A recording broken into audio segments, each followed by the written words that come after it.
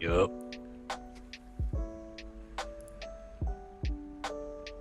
Shit.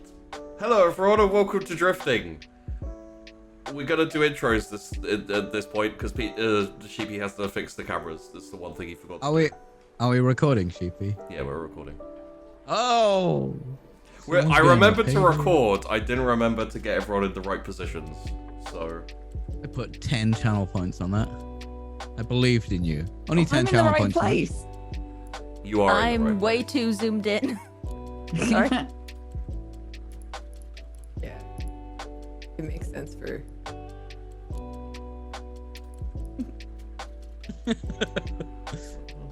On the GM now. Rocks fall. An asteroid dies. Falling rocks. I'll just do it. It's a lot easier just to do this. So, hello everyone, and welcome to Drifting. It's great to be here. Great.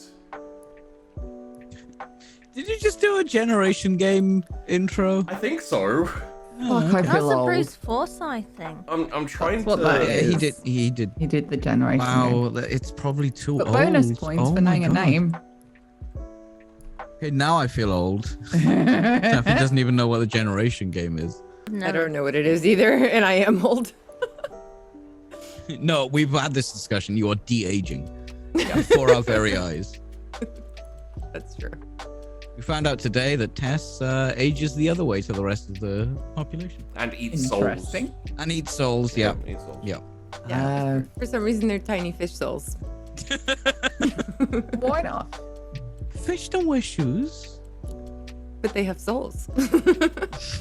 I've got soul, but The worst joke I've done today, okay? Oh no, I'm So sorry. far. I'm dumb.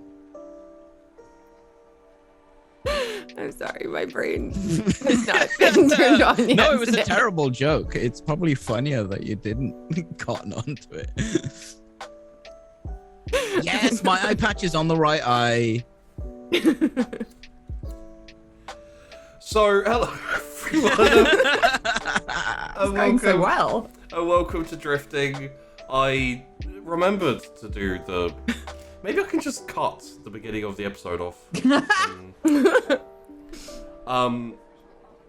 So we do the talking about ourselves at the end. So we do the what happened last week. And last week we're finally back to Drifting after some awesome time on Glitch, and the crew threw just a regular man out of the airlock. Yeah, we don't discriminate. No, that's, you know. He wasn't alive. Yeah, he was dead. You made Like, it is sound he even like- a man then? Sorry. He did with yeah, a no, corpse that's- out of an airlock. That's No, very actually, fair. respectfully released a dead body out of an airlock. Back into the wild. Yeah. Yeah. From whence he came, the void of space. Okay. So.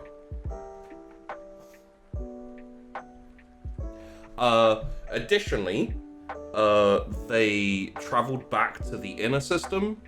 More specifically, they went back to they went to Eltian, to a space station, where the captain had lined up a few odd jobs while they hand over the body of the old fella, Joni Gokon, to the authorities, well, to the inner government, so that can be dealt with and given to his family. And the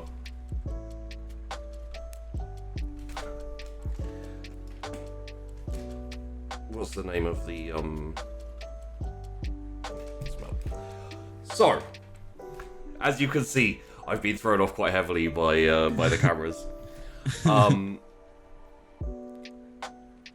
Kareen and Nomi went off to do a little space taxi, almost crazy taxi levels of space taxi.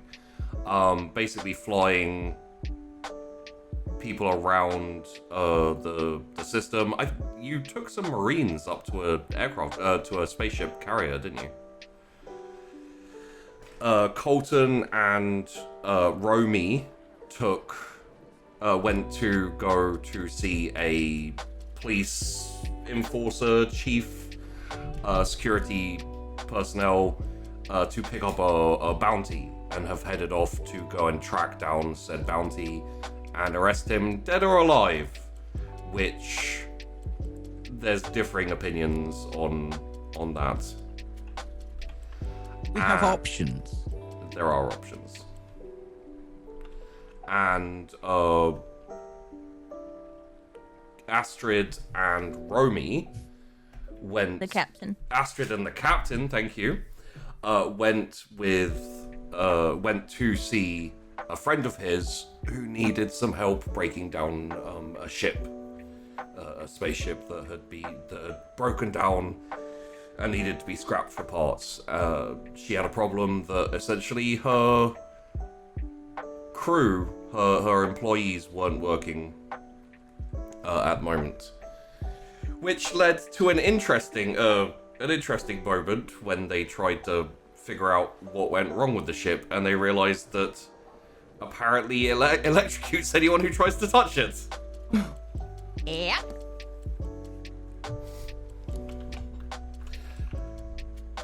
So, I believe you know what? Like, sometimes I do cliffhangers, sometimes I don't do cliffhangers. It's very rare that I do a cliffhanger which only one person understands.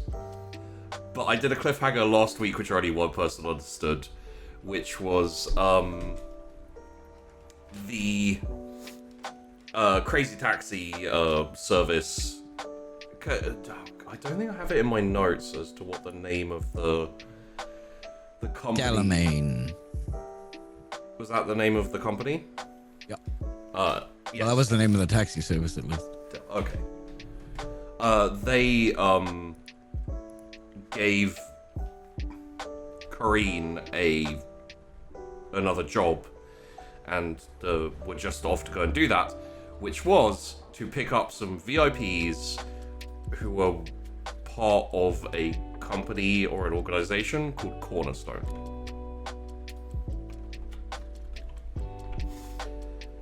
So,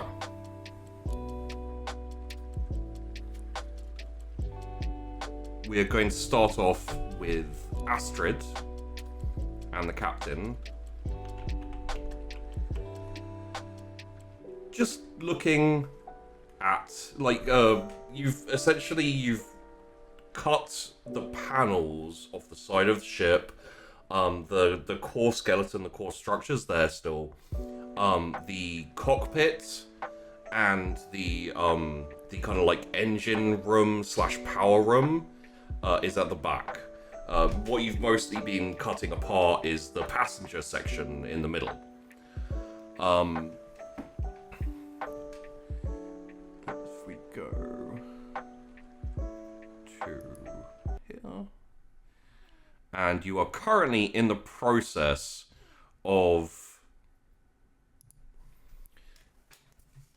taking those like beams out. The kind of the support structures are getting. The captain is further up, essentially separating modules from those parts.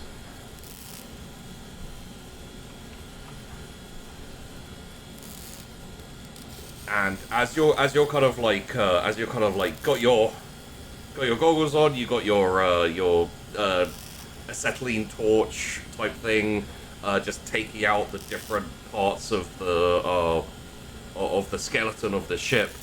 You hear the captain kind of like takes a second because it's quite loud around you, but you finally hear him, and he's like, Astrid. Yeah. There's a bit over here I'm not sure about. The connection between the cockpit and the crew quarter. Is it dual base or not? I don't know. It looks like it might be a power connection, and given what's happened, I don't want... Don't touch that. Well, it could just be a connecting joint. Okay. Could you look at it and... Yeah. Do that.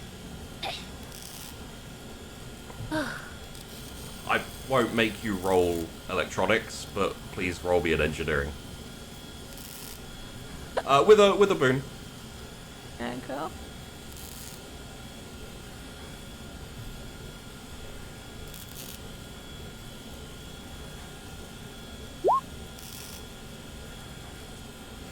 Okay, there we go. That'll do, probably.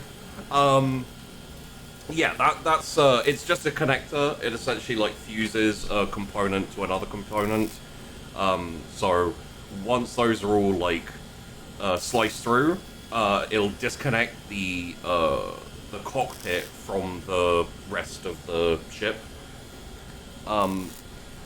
It's a cheap way to build spaceships and not the best, but it does mean they're a lot easier to take apart. The thing you found with like shipbreaking is essentially when they're compartmentalized, when they're componented like this, they tend to break more. They tend to be like shoddily made more, and it's why they're componented so they're easier to break down when they break down. Yeah. Oh. This one's a good one. Think. Can I? And he's got like this big circular saw. He pulls the trigger and it kind of. Can I cut through it? Is it? Yeah, go for it. Not power. Okay, good. It like fires it up, and you go back to your cutting through of the different joints and everything, and get back to it. At the same time, Nomi and Kareen, you are traveling over to the pickup point for the VIPs. And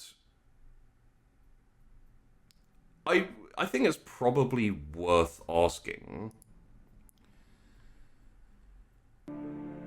Nomi, I'm assuming none of this, whatever she's feeling, is showing, right? No, it won't be showing. It's worth asking. And I assume you don't mention anything either. Mm-mm. Okay. So, Kareen, as far as you know, can I actually ask, Nomi, is there any inside, like, tension or etc.? Yes. But I'm trying to figure out if that's warranted or not. Right. Okay. Good to know. So, Kareen, you are headed to the pickup location.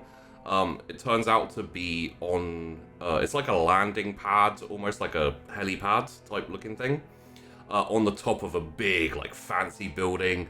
Lots of lights, lots of kind of, like a really interesting kind of circular shape as well, which is very different from a lot of the others. Actually, we might get a roll here. Give me a second. Let's see if there's an appropriate one.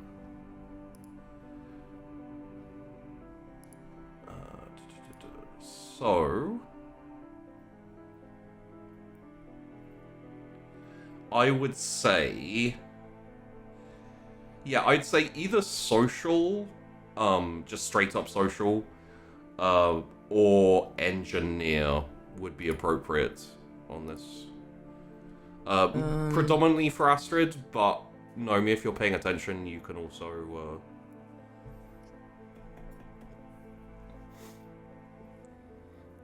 I don't think I've got engineer. Have I? I don't think so. No. Could I do it under jack of all trades? Yeah, you know what? Yeah, you can. I swear I went back and forth between boon and normal to normal, and it still did that. Yeah, it's a little bit of okay. Yeah, same. Oh, I was If gonna. you set it to question, Yeah. it'll come up and you can just turn it off. How do you set it to question? Modifier. Huh.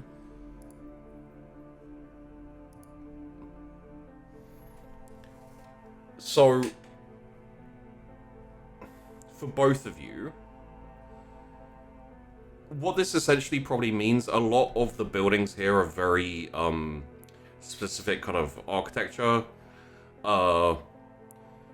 like very blocky, very dull, very kind of like by the numbers, just like, you know, slamming down as many buildings as possible. This means it's probably custom built, and possibly from people who aren't from this particular planet, you know, like. And you sit down. Obviously, no need to roll piloting or that. It's not exactly difficult. And as you sit down, you see already people waiting. There's a couple of people with like sidearms and very like officially smartly dressed and look very alert, possibly security. And then, as you land, they start walking over to the ship. Interesting. I'll move to stand up and kind of put my hand on my stomach. Yeah.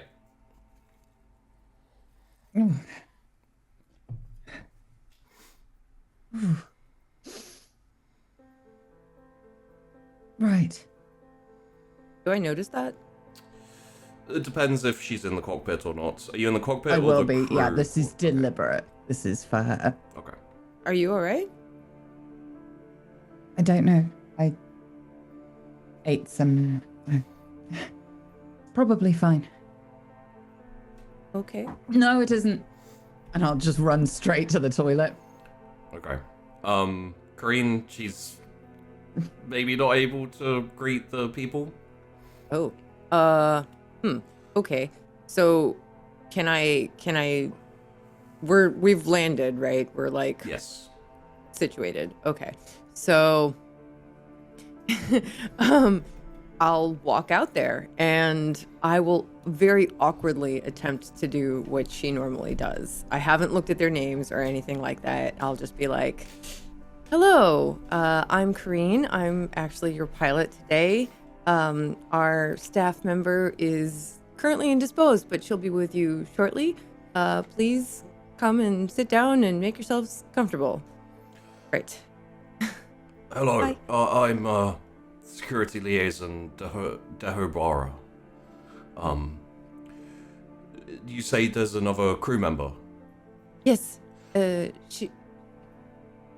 Oh, we just have to run a quick security check on both of you. It's just to essentially make sure that you're both, you know, safe, and the ship as well before we bring out the deacon and his entourage. Oh, okay. Well, you should have our information on file, but I can resend it if you need. Oh, not a check like that. Don't worry about that. No, just make sure you don't have any explosives or weapons on you. Oh, we definitely don't have that. Okay. Well, yeah. I guess go ahead and scan me. My staff member is currently indisposed. Can you like hold off a minute on that? I guess. Of course. And he just essentially steps forward and kind of, you know, just does a quick pat down, essentially, and you know, a quick scan of check that you don't have anything on you, and then says, would you prefer us to wait until your staff member is off the ship before we do a search? She may be indisposed for some time. She wasn't feeling very well. So maybe you could just, you know, scan the overall ship and that'll cover her too, because she's in the ship, right? Of course. And turns to one of the other people in the, you know, same get-up as him and says, do a quick once-over of the ship, will you? There is a crew member, where is she? In the She will have restroom. gone to wherever the bathroom is. Yeah. Just do a quick once-over and goes in. Nomi, you'll be able to hear them moving around and just like the scanners and etc. Takes a bit of time, and there comes a point when they get back off. Question for Nomi: are you just going to hide at the bathroom? I'm going to be looking as I move to it for any kind of anywhere I know that there is storage. Not particularly like, I'm assuming we're allowed some kind of defensive something on this ship in case of issues. But... there's like a security like in case of emergency type like pistol on the thing. But there's like in the crew quarters, there's enough to prepare meals and to give meals and all that type of thing. So there's a lot of cutlery, knives, forks, right. and things like that. I'm going to be going through there then. Big carving knife, etc. Yeah. As I go through there, I'm going to reach down and flick a little thing on the back of my boot, and this big curved knife just pops out from it, and I'll take it and just slam it into the cutlery drawer and carry on walking to the bathroom. Okay. So yeah, you get into the bathroom. Let's assume, following like some type of vomiting noises, probably just for the sake of. It'll be genuine. Oh, okay. Forced but genuine. Forced but genuine. Yeah, you can't fake that smell. No recommits. But eventually, like, there's been a significant amount of time. Corrine, you can radio in, by the way. You do both have your radio. If you want to like check on her and see, inform her of the situation. Yeah, maybe while they're doing the scan, I'll do that. I'll just kind of, because I suspect that her issue is not a real issue. She seemed tense. Okay. I trust Nomi, so if she wanted to not be here, I feel like there's a good reason, whether it be physical or otherwise. So yeah, I think I would just Nomi? They're just doing a scan of the ship. If you need to stay in there, that's totally fine. Okay? All right. Mm-hmm. Okay. I got this. I hope. Yeah. Okay. So, Nomi not coming out to greet the... Nope. Alright. In that case, probably about 10 minutes will pass until eventually the security person comes back out and says, everything's clear. And the security liaison nods and like goes to his own combi type thing and says, Deacon, everything's clear. You can come up now. The Deacon will be with you momentarily. Oh, great. Another like 5 minutes or so pass, and then slowly, like walking out, you see a man, quite tall, quite thin, dressed in what is essentially very like crimson velvety robes, and has some like trappings and hangings coming off him. Completely bald, big like hooked long nose, and has a really weird vibe to him. Like it's that kind of vibe where it's like this person has spent their entire life meditating and praying and has found some kind, whether it's legit or not, they've found some kind of inner peace that just keeps them kind of like flat in terms of emotionally. Interesting. And walks forwards and stops at you. Hi, I'm Kareen. I'm your pilot. Please come inside and sit down and make yourself comfortable. Hello, Kreen. I'm Deacon Vorteflex. Lovely to meet you. Are you a member of Cornerstone? I don't know what that is. Well, when you get some time, you should look into it. Sure. Okay. Let's go inside. And I literally like awkwardly turn and just like try to lead them inside. Of course. And he turns around and says, "Come, my children. We will board."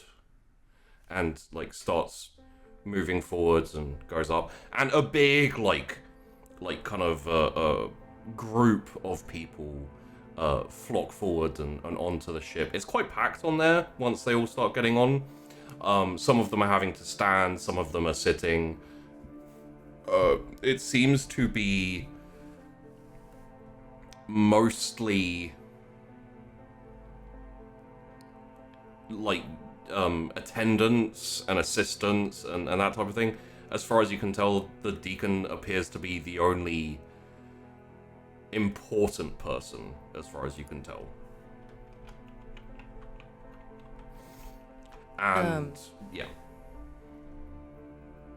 Yeah, I would just kind of look at them like it doesn't matter, they're just passengers. And I would just kind of sort of awkwardly wait for them all to file inside and just say, make yourselves comfortable. If you need anything before the flight takes off, let me know. Once we take off, I won't be able to help you because I'll be flying.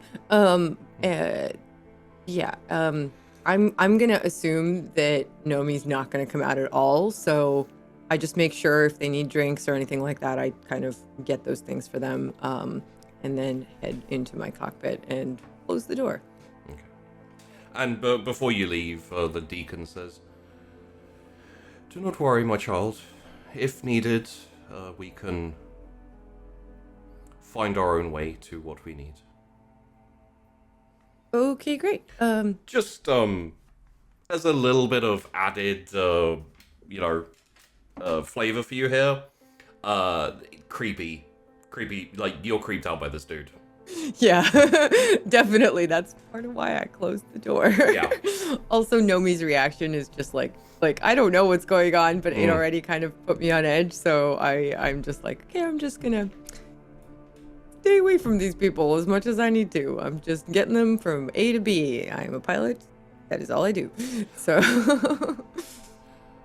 And just for the added information, you've closed the door to the crew quarters and the door to the cockpit. Yeah. So there's there is a barrier in between where Nomi is and Yeah. Which- Yeah. I'm just assuming. I'm assuming she doesn't want to come out, but I'll let her know that. Nomi, we're getting ready to take off. I've closed the door to the crew quarters and the cockpit, and told them you'll probably be indisposed for the duration of the flight. They seem to be okay with that. So yeah, just hold on if you're staying in there while we take off. Thank you. So, this is probably a good moment to talk a little bit more about Cornerstone. Because everyone will have heard of them, to a lesser or larger degree, with the exception of maybe Astrid. No offense, Astrid. You've been other places. Cornerstone started on Eltion. It started as very much a mindfulness wellness type thing. Essentially promoting positive mentality, helping people get through their problems and things like that. very quickly, it ended up turning into much more of a religion than a kind of self-help or, self-improvement thing. And grew very quickly, especially on Eltian, but has since then spread. And Cornerstone has centers in all of it has no real political affiliation, although it can be assumed that they are heavily influential in politics. But it's spread to the EAP and the Initiative as well. They essentially are reasonably all over the place. And at this point, they promote the idea of doing away with sin. Basically,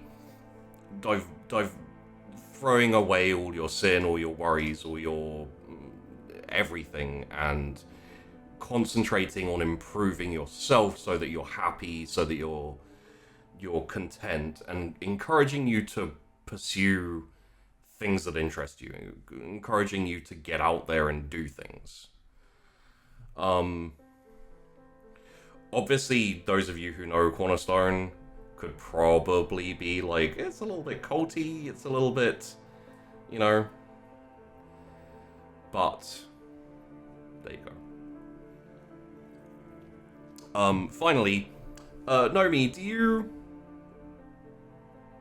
once you hear from Kareen that that's essentially shut off, there's no one, do you leave the toilets, or are you Nope. are you in for the duration? I'm in for the long haul.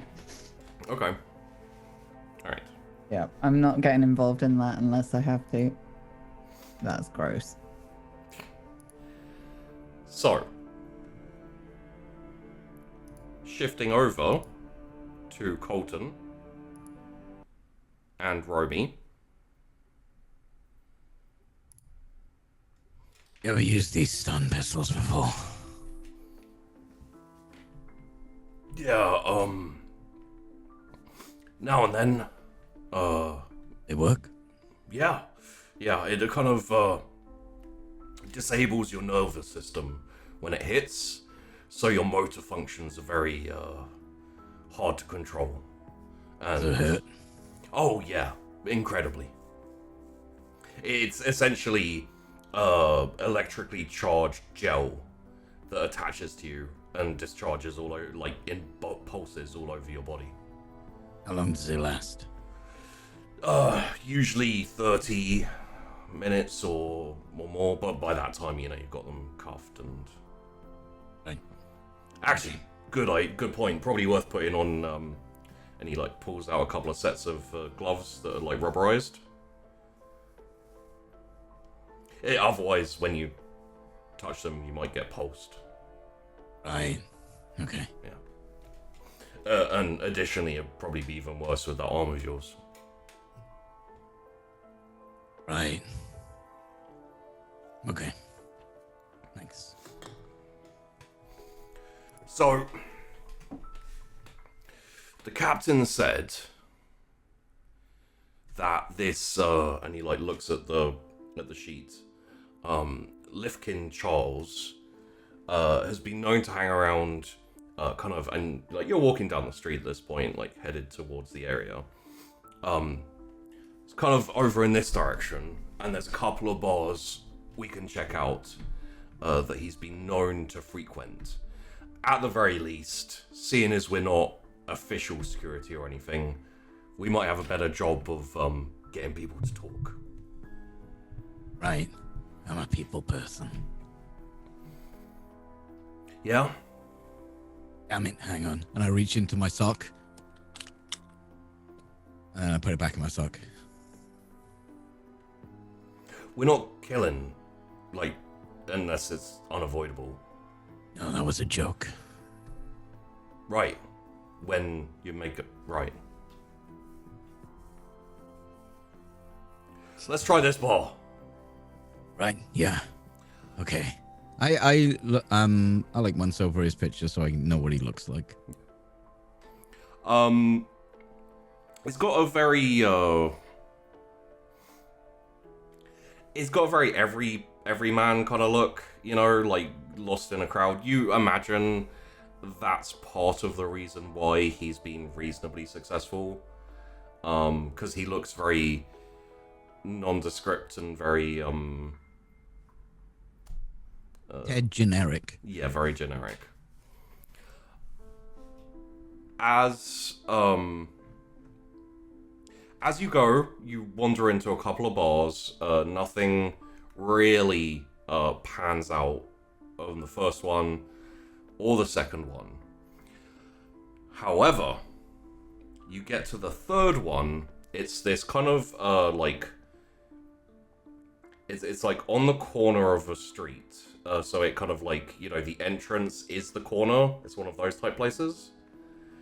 It's got like it's got like the cowboy, I can't remember what they're called, but it's got like one of those kind of cowboy style gate things. The saloon doors. So it's the saloon doors, yeah. And above it is the name of the place, and it's called Coda, C-O-D-A. I've always wanted to do this. And I slowly walk up to the saloon doors and just like, as I'm walking through, push them open. As you step onto the two steps before the saloon doors, they like very slightly light up and just go ka-chink, ka-chink as you step on them. Yeah. Yeah. Should we go in? Better be a piano. I walk in. As you push, you realize that there's this kind of like is essentially like they're not wooden, they're glass, and there's like kind of very clean, very tempered glass all the way along, and the saloon doors are actually just like kind of like, you know, inscribed or painted on it, pretty much. Walking in. That's a shame. That's a shame. There's a live band. There's people drinking. There's people chatting. It's very lively. Quite happy, which the other two very much were not. And behind the bar, you see a reasonably tall individual with shades on, like, you know, kind of. You can also make out like part of their neck is mechanical. It's kind of like grafted like there, and kind of goes forward through the front of the neck, and one of their arms are mechanical as well. Bartender or patrons. One additional thing that you see is there's a little kind of like little carousel type thing of like random pieces of clothing, like jackets and things like that, and it says lost and found, 10 credits each. Okay. You go ask him. This is slow. Right. I'll look around. So Romy walks over to the bartender and starts engaging in conversation, you know, like, hello, do you have any idea where you're left to your own devices? Partially because Sheepy doesn't want to have a conversation with himself. That's absolutely fair. Yeah, I look around, see if I notice Mr. Generic or not. You don't see him there, no. This is just people just laughing and being jovial and stuff. What's I'll go through the lost and found.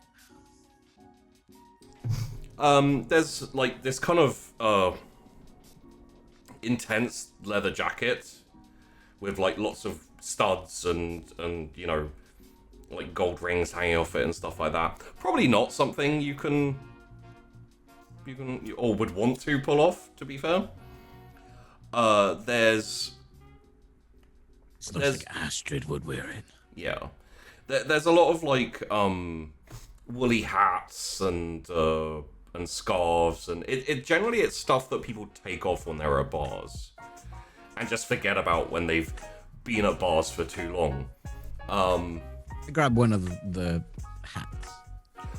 There is actually a hat that catches your eye. Yeah. Which is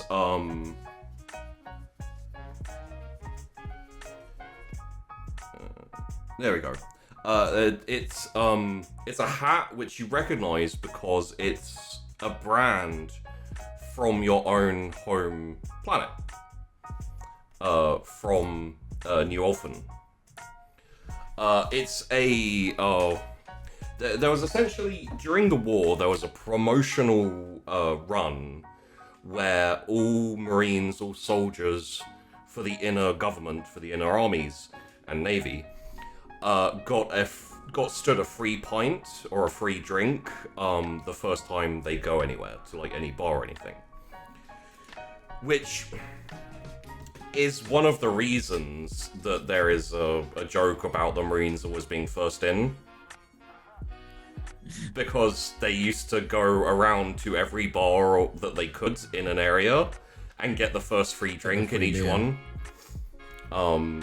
Everyone thinks it's because they were first into battle. It's not. But it's called Howls. And it's just a hat that essentially says, "Drink Howls." It's it's actually the company who do you remember Zalidas Industries? Their CEO died recently. Right, yeah. Yeah. It was one of his subsidiary companies. It's like a brewing company.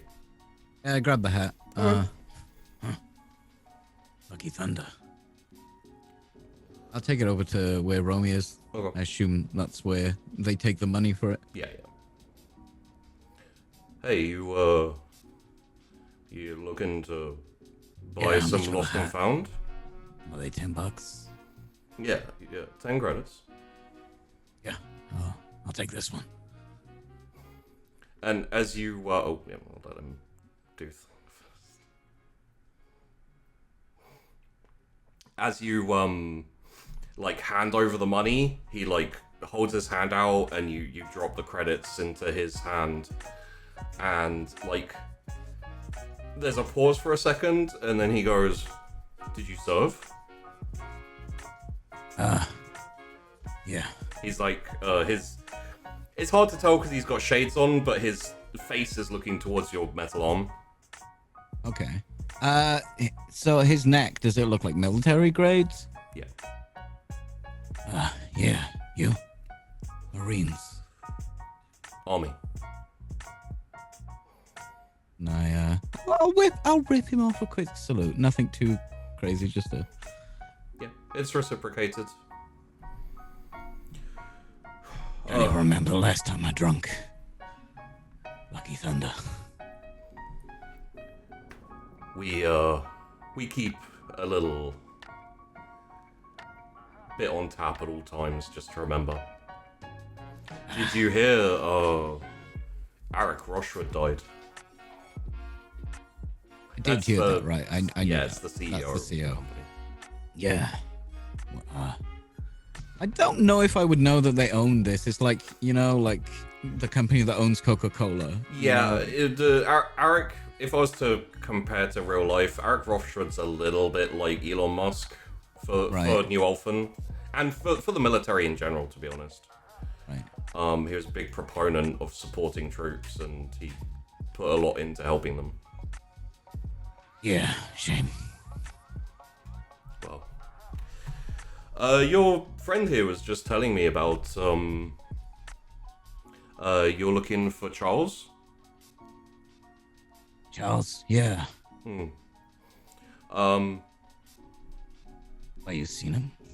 Yeah, he comes in here a fair amount, he tries to blag a free drink every now and then, and, occasionally he has, one of those tourists, trying to work out a deal or something.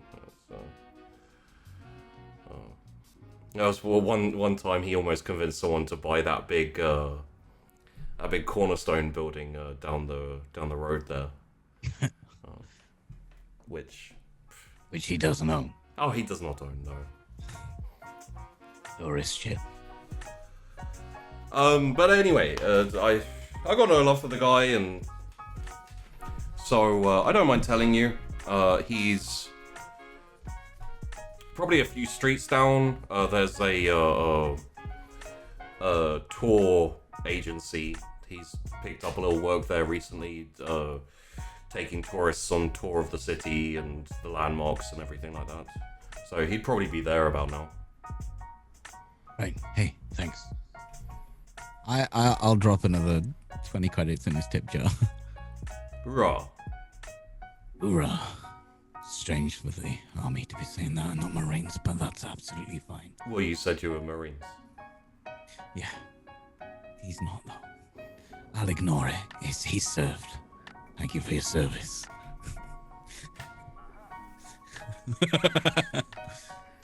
So you want to go check that out, Romy?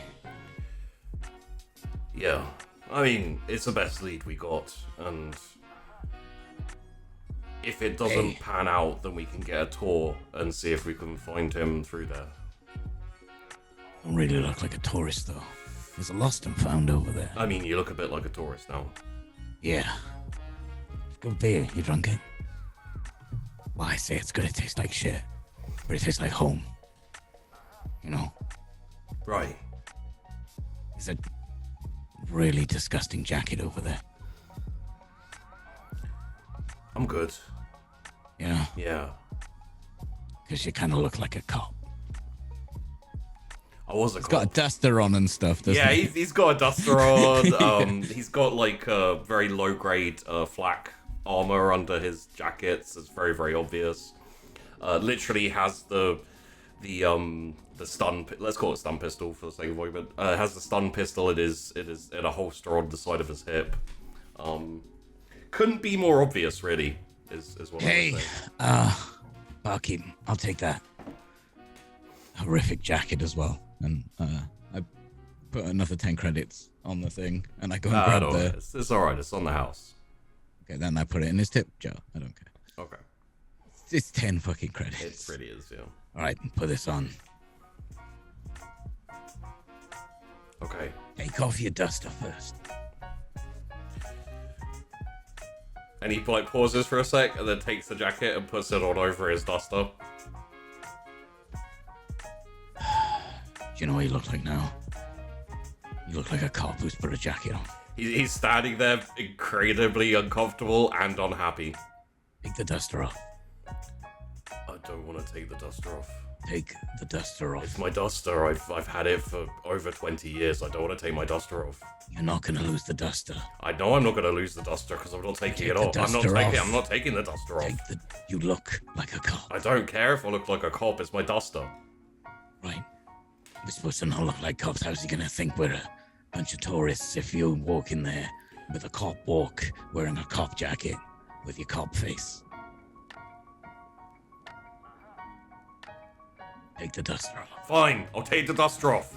Thank you. He takes the duster off. Does he still look like a cop? It's kind of hard for him not to It's the really. swagger, isn't it? Okay, it's 20% better. Just give me the duster. I'll fold it up. Put it in my satchel. Look after It's that. right here. I got it. It's right here. I'm not gonna lose your duster. Better not lose my duster. I wasn't allowed to take a gun, but you can take your duster. Let's just do this, shall we? And he walks. He starts walking, and all of the metal pieces on the jacket just start clanging. And he's like, he like starts walking. It goes like clang, clang, clang, clang. He pauses, like back to you. Head goes down very slightly, and just keeps walking and starts clanging again. I probably like. I smile a little bit, but I try to hide it under my gruff exterior. But it's kind of amusing. Yeah, he's like a not a sad cop puppy. You can get your duster back when we finished, okay? All right. And I guess we go down. Was it the dock? Did you say the docks? No. invent that? I invented that. Okay. Yeah, it's down a couple of streets. And as you leave, the music fades away.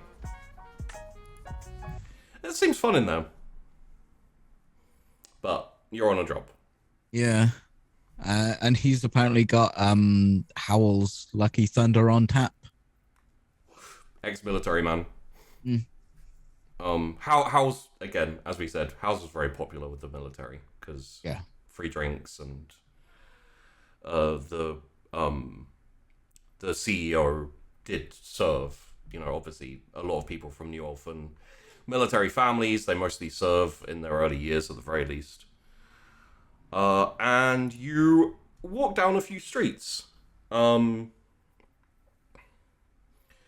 Just, you know, pushing through people. Very busy area. Lots of people walking back and forth. One thing I will say is people seem happier here than you're used to. New Orphan isn't that bad. It's fairly it's fairly calm. I wouldn't say happy, but it's fairly calm. But places like Sumalis, Praeoris, where you've been recently, are very bleak. Yeah. A lot of it is people moving from one point to another and just trying to get there. And just, you know, like, heads down, no smiles, no happiness. This is a bit more, it's not people dancing in the streets, you know, West Side Story kind of shit. But, it is reasonably, you know, it is reasonably happy. It's more like Cardiff than it is London. Yeah, it's lively. Lively would be a good way to describe it. Eventually you walk up towards like this corner where there's a big group of people kind of situated, and there's the man. You can see him, like, he is very generic, but you have a picture of him and you're like and he's there kind of like pointing and organizing and just getting ready to lead out the people. Okay, that's him, right? Kinda looks like him. Yeah, I'm pretty sure that's him.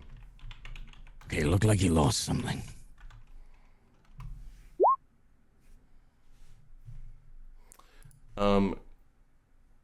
Colton. Yes. Could you please roll me? A stealth? I'm thinking either a stealth or a recon. I think recon could also work in this situation because you're kind of doing a recon. Part of that is like blending in, etc. Okay.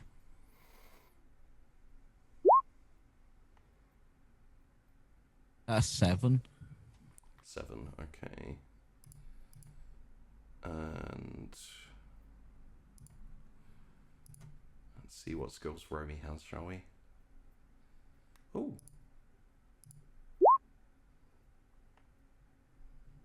Well. Okay. So,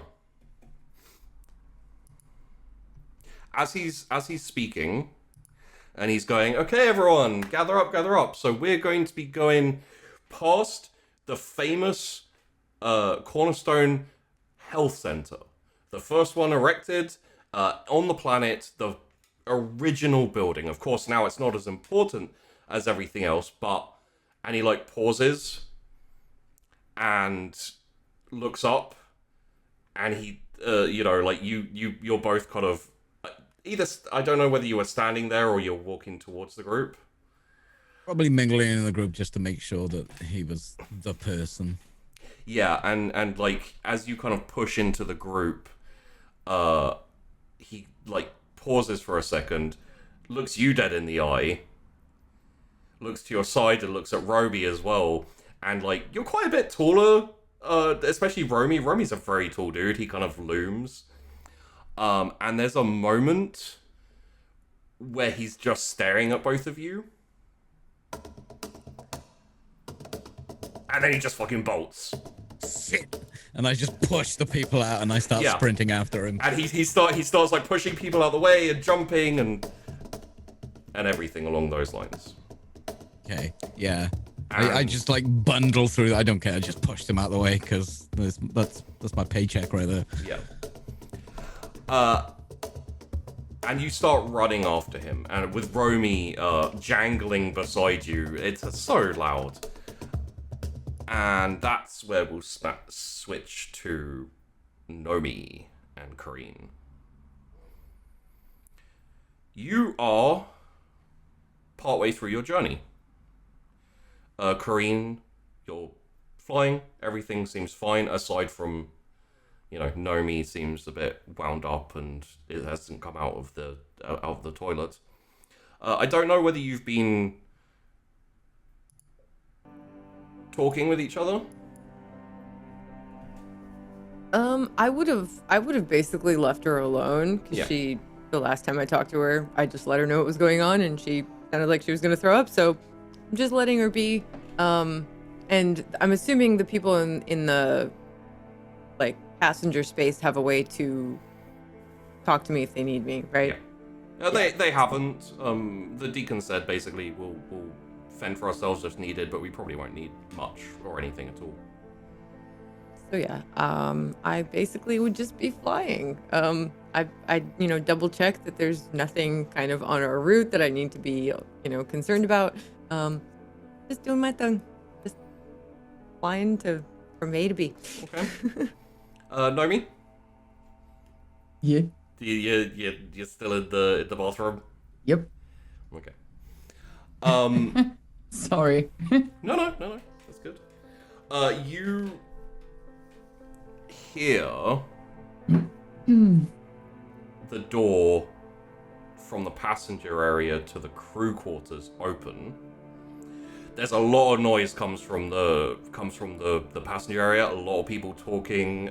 There's actually a little bit of music playing as well, kind of like in the background. Just not sure exactly what it is. And then the door closes, and that kind of like music kind of dies away. The sound of talking dies away, and you hear just a general rummaging. Like rummaging. Yeah, like drawers being opened, cupboards being opened, etc.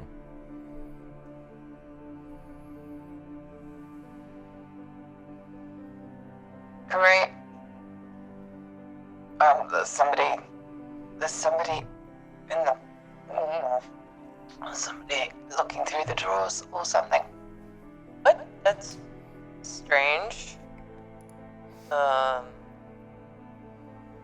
mean, I guess there's nothing in the drawers for us to be concerned with. Should I tell them to stop? Yes! Okay. I think I would, over the comms, just kind of make an announcement to them, basically. Yeah. Excuse me, this is Kareen to the passengers. Can you please not go through the items in the crew quarters? That is crew quarters and not passenger space. Please remain in the passenger space. I would very much appreciate it. Thank you.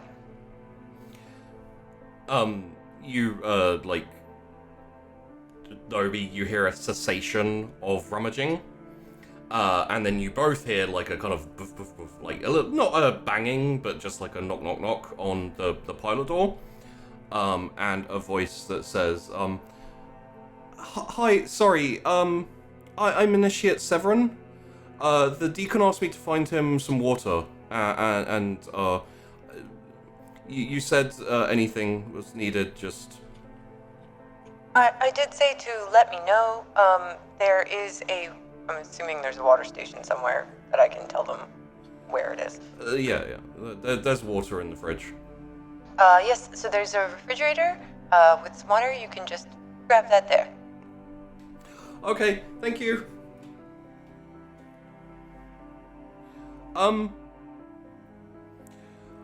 Sorry, aren't there supposed to be 2 people on this trip?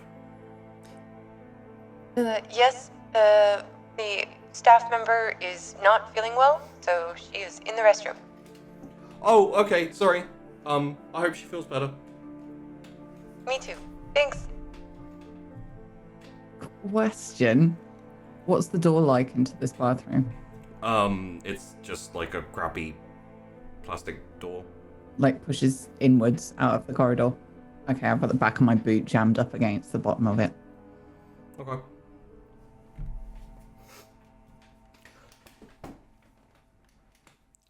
And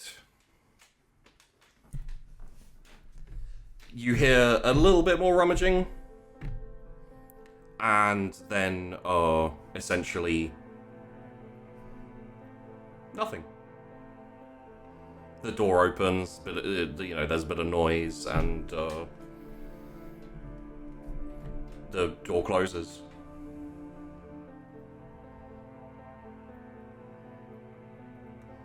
I'm going to be staying deadly still because I don't trust that. Okay. Okay, let's see. There might be something we can...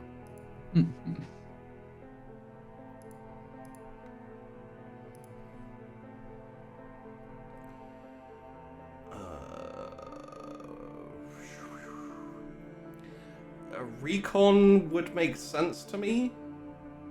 Recon. Or survival. In terms of, like, telling how legitimate that, oh, I'm walking out the door was. Wouldn't it be more investigate? Oh, I guess recon would work. Investigate, for me, would be more kind of like, visual, like looking at things. Okay, let's go recon then. I'm assuming there are no cameras on the inside of the... No. Okay. 11. Yeah, we probably, like, pause for a good, 10 seconds, just not making any noise, like holding your breath, and you hear the faintest of shuffling on the other side of the door.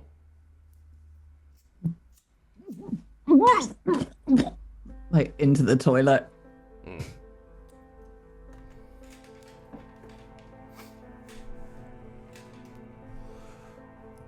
Okay. So,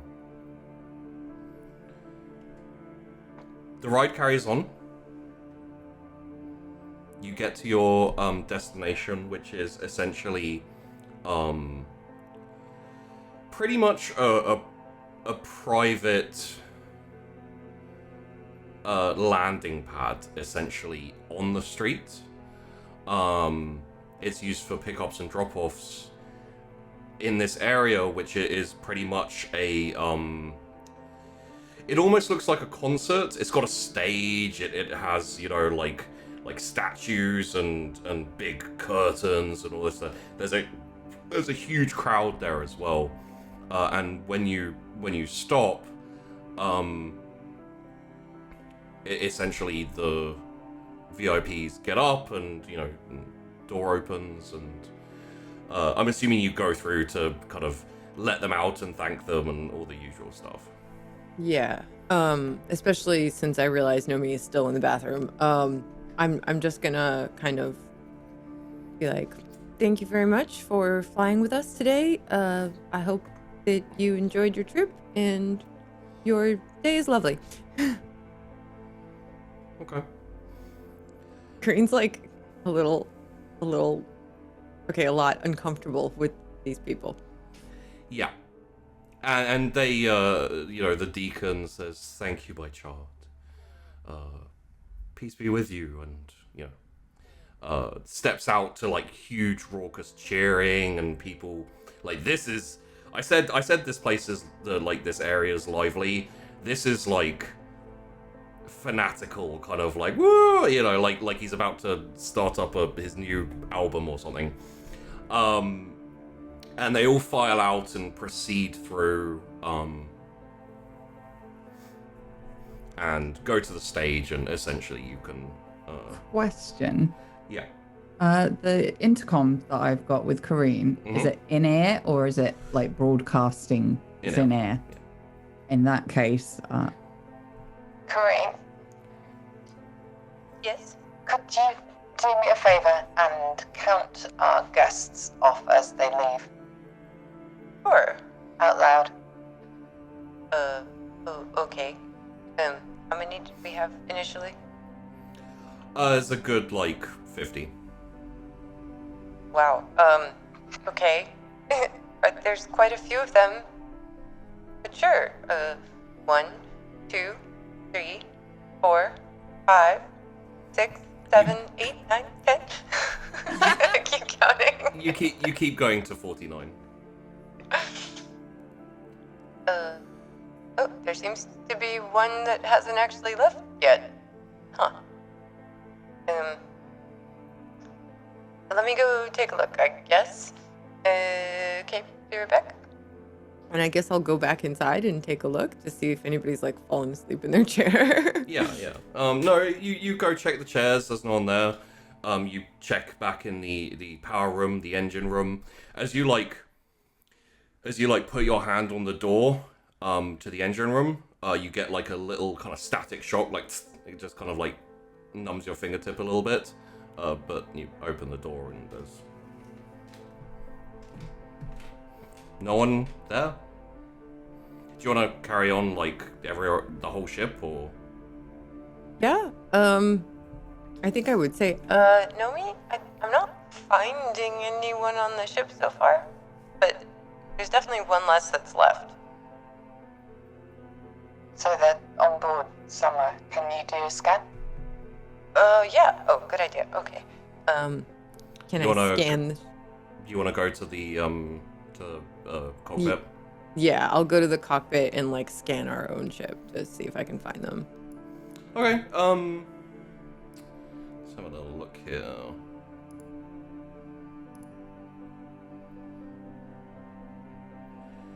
Can you please roll me a recon?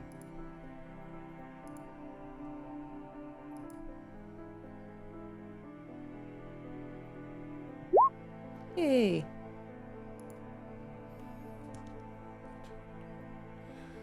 So,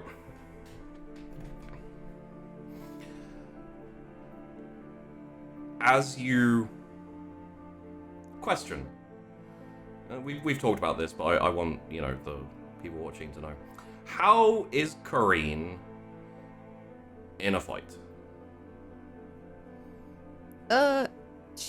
I mean, like, if she has no other choice, she's like a little bit scrappy and she's had some training with weapons and things like that, Yeah, like guns. She works in the scouts. Yeah. But it's definitely not her like choice of things. Yeah. If she was gonna fight, I imagine it would be ship to ship, and Yeah, and even that she's never really done a whole lot of. She's mostly just flown like exploration and transport and stuff like that. So it's definitely not her like top set of skills, and so she usually tries to avoid conflict as much as possible. And if she has to, she'll fight, but like she's not it's not her first choice. Okay. In that case, you do see, as you walk through to the crew quarters. Also, just as a little aside, obviously you close the ship door when to the like the gangplank thing, and when you let everyone off. As you're walking back through the crew quarters to the cockpit, you see like a shift in movement, and as you're turning, everything goes black. So I'm not even. You're not conscious anymore. Oh, fudge. And Nomi, you hear a thud and like a woof of something hitting the ground. Corinne? Corinne? And you feel a very slight pressure on the door. You have you're basically leaning against. Okay. Like someone's just leant against it. I will very slowly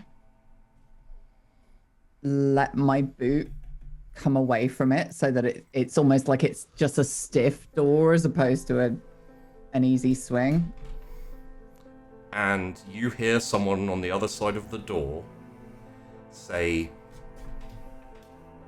"Why do you carry so much weight? Give it to me."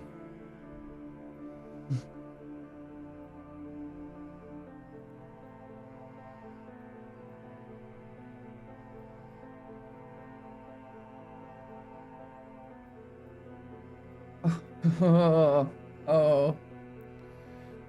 Your Okay. torturous journey is done. Leave it to me.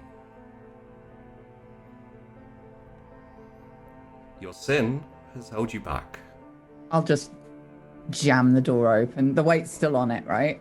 Yeah. I'll pull the door open and reach forward and grab the back of this person's neck and just slam them into the wall behind me. Okay. So.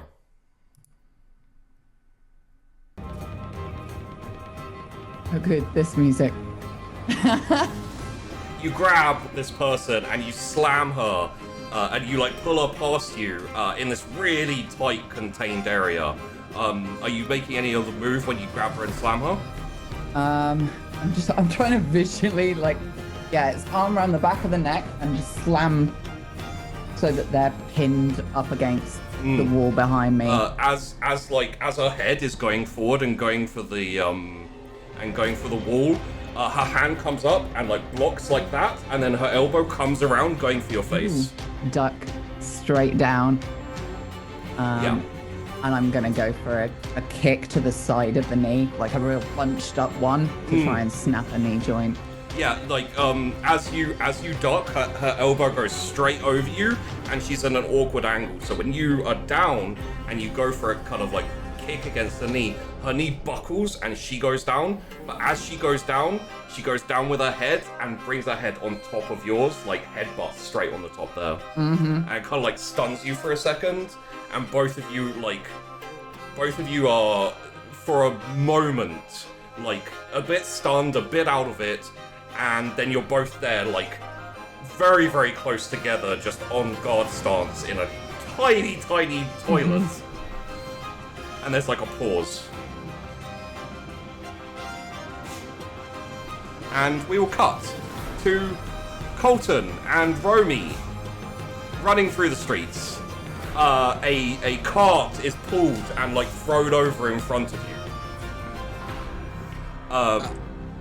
Romy goes to the side and runs around it, slows him down a little bit. I put my palm on top of it and I slide my butt across it and carry on running same speed. Slide and then back on, and you're running. Romy's a little bit further behind you, and he's trying to catch up.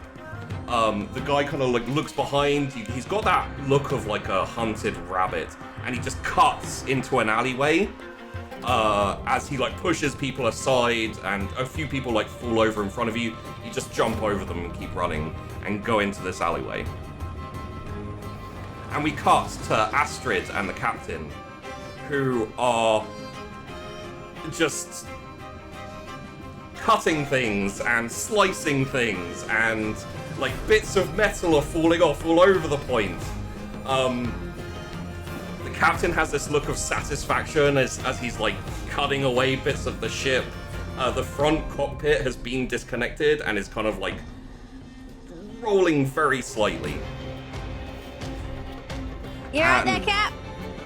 Yeah, I'm fine. Astrid? Yeah? I think we're ready to take on the engine room. Oh, God. As you both turn your tools off, walk to the side, and look at the engine room. Oh, it's gonna be a battle. And then the captain picks up his saw blade. Let's do this. Let's go. Cut to Nomi. There's that second of pause. And then one of her fists come forward as she tries to clout you around the ear. I'm gonna turn slightly sideways, and the same as I did in the alleyway, it's a repeated learned move. Just use that momentum to slam her back. And I think I'm gonna be jamming my thumb right up into her throat. I'm gonna be going for that vein that's gonna cut the either go for cutting the circulation off or just knock the wind out of her just as much as I can. As you grab her arm and like pull it past you, so it glances off the side of your cheek, and you hear this thump as it hits the wall. Your thumb like darts forward, clawing for her neck. At the same second as she puts her chin down and blocks your and like kind of hits her like there. And then she like spins you around so you're facing the because you're still grabbing her arm. She like grabs the back of your head, like the hair, and spins you round so that you're facing the back of the toilet. Mm-hmm. And tries to bring her knee up into your stomach. So she's in front of me? Yes. Okay, so I've still got my hands on her, like around the neck, shoulder You've got area. You've got one hand on her arm. But she's got her neck down. She's got her neck down, and your hand just kind of got deflected by the chin going down. Okay, and there's a wall behind me, right? Yeah. Okay. I'm gonna keep the weight on both those hands, and I'm just gonna use her to walk up the wall, flip back. So I'm basically over the top of her, and then I'm coming straight down. Yeah, as soon as you put your pressure on her and you start walking up, she falls backwards, and her legs go up and flip you into the crew quarters. And you kind of you do a flip, do another flip, and then land on your feet, kind of like in a crouched position. And she like spins around, gets up, and you're facing each other like across this crew quarters area. Colton, alleyway. Yeah, I duck into the alleyway. As you duck into the alleyway, this kind of like wheelie bin type, like long, like the big green wheelie bin type things, just comes like soaring towards you. Yeah, I like hurdle it.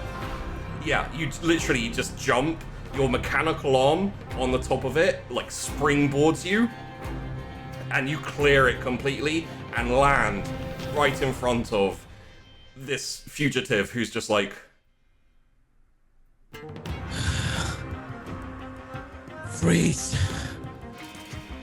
No! And then he just turns, keeps running. Okay, I shoot him. Okay, with the stun gun. With the stun gun. Give me a... gun combat? Gun combat, please. Take a boon, because he can't really, like, dodge back and forth much. 9. Yeah, the projectile flies straight to the... you're using the health Yes. Flies straight to his back, hits him as he basically, like, spasms forward and then just falls flat on the ground and starts, kind of convulsing and shaking. Astrid. You are slicing through this engine room, the thing that electrocuted you twice and the captain once. Panels are coming off. You're disconnecting joints. Yeah, the captain's whistling to himself as he's going through it, and he's like, Astrid, we're almost there. Nice! The most annoying job I've ever had to do. Oh, let's hope the others are having an easy day then. I'm sure they're having a better day than us. Know me.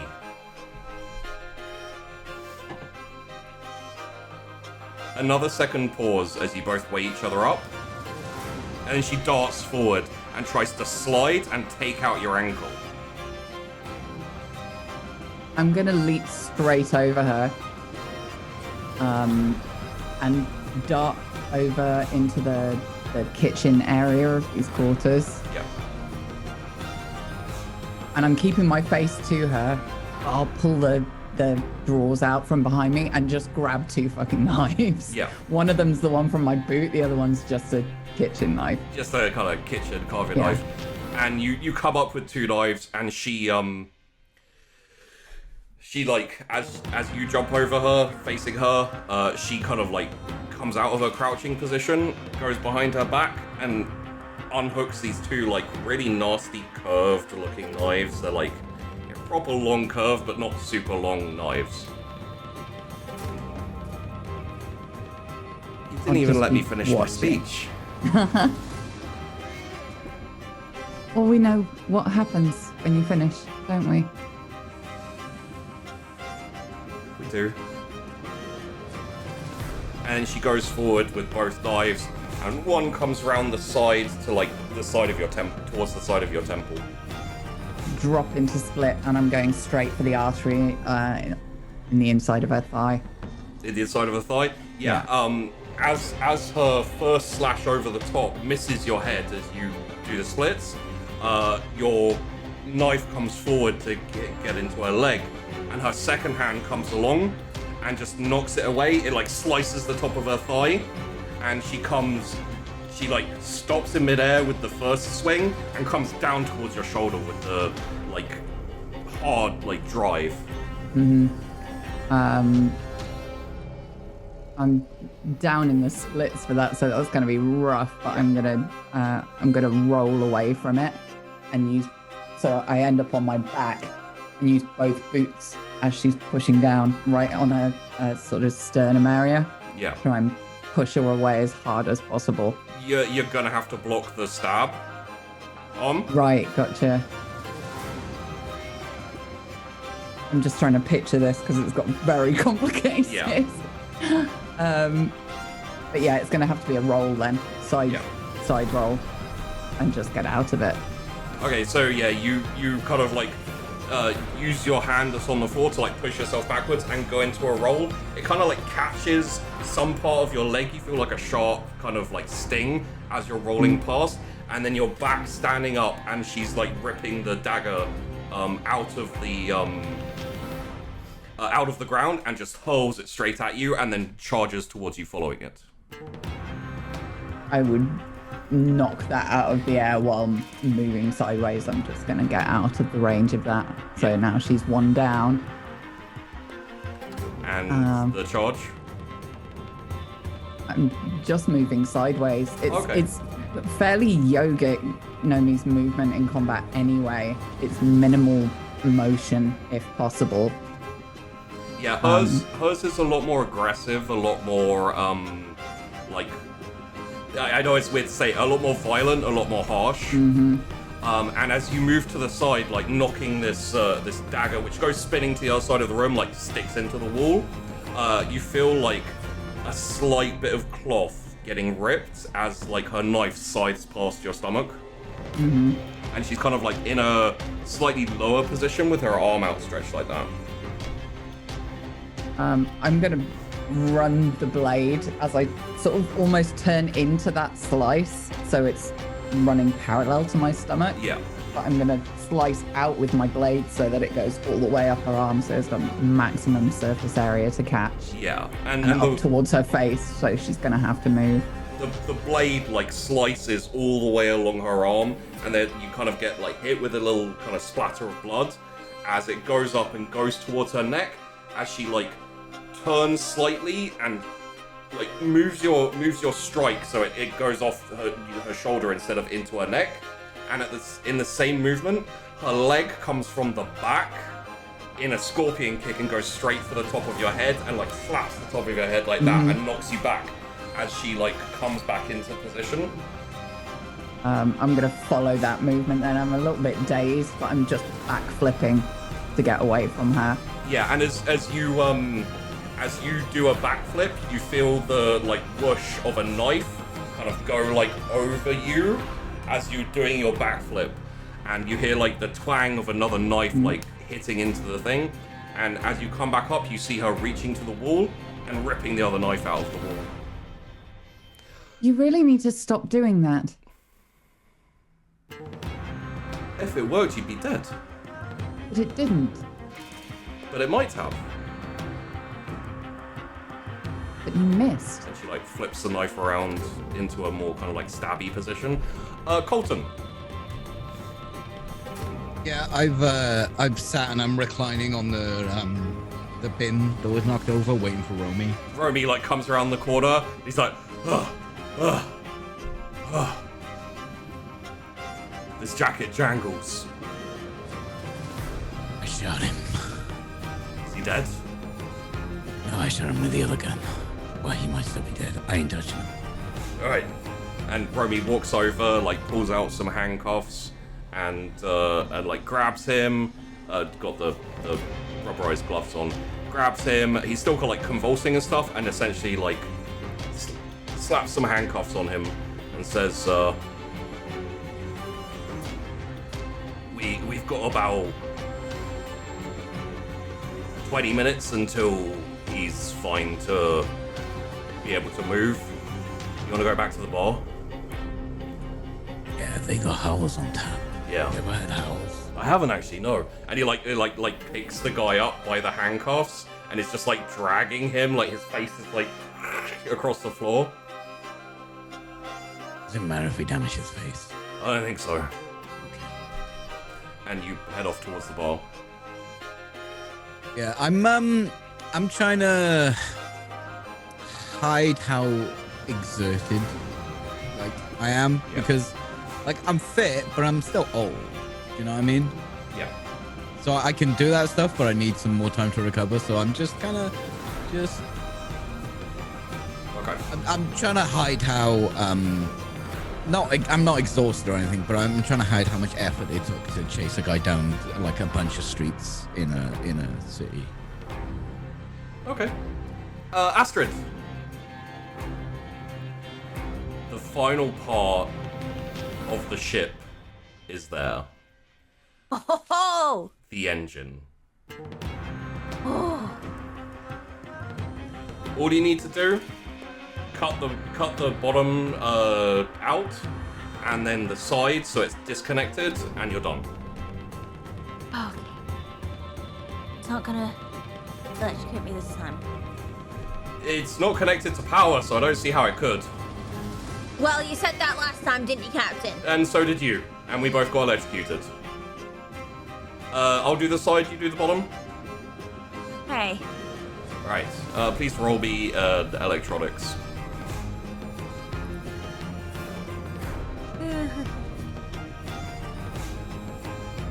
Just normal? Yeah, just normal. Oh, fuck!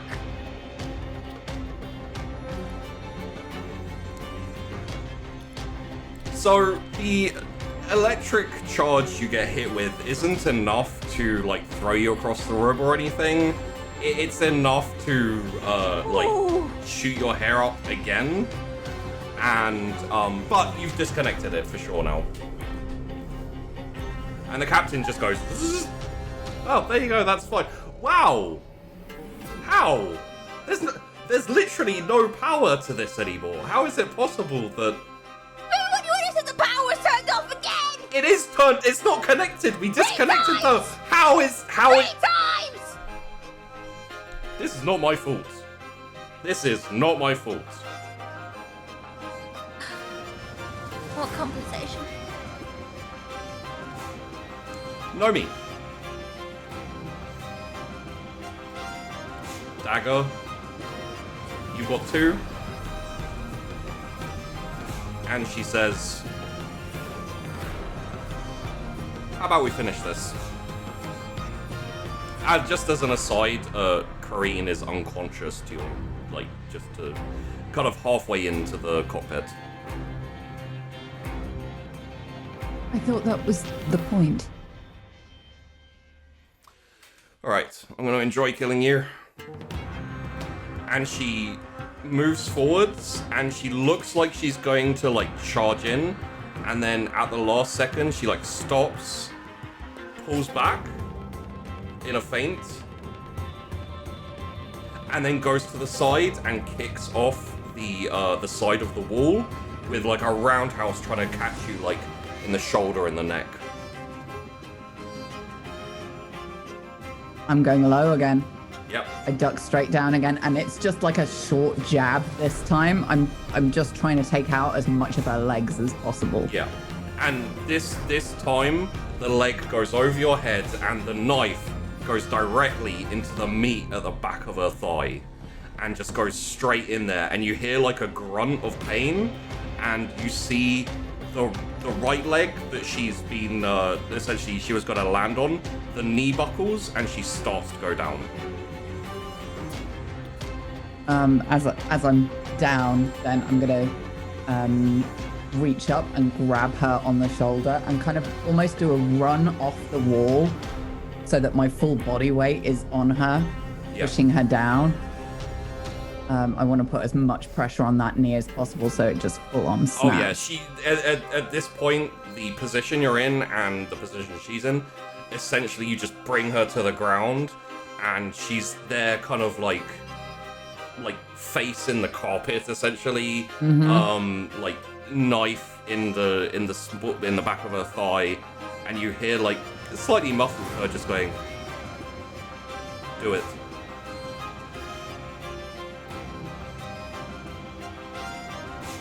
Oh, I don't trust that.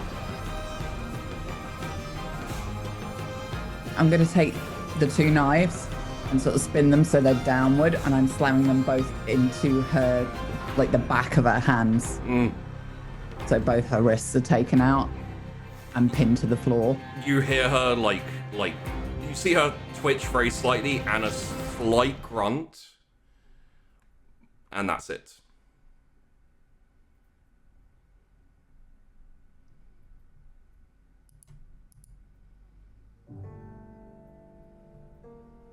I'll crouch over her and like grab her hair and listen. Like, I don't trust that. That's weird. She's breathing.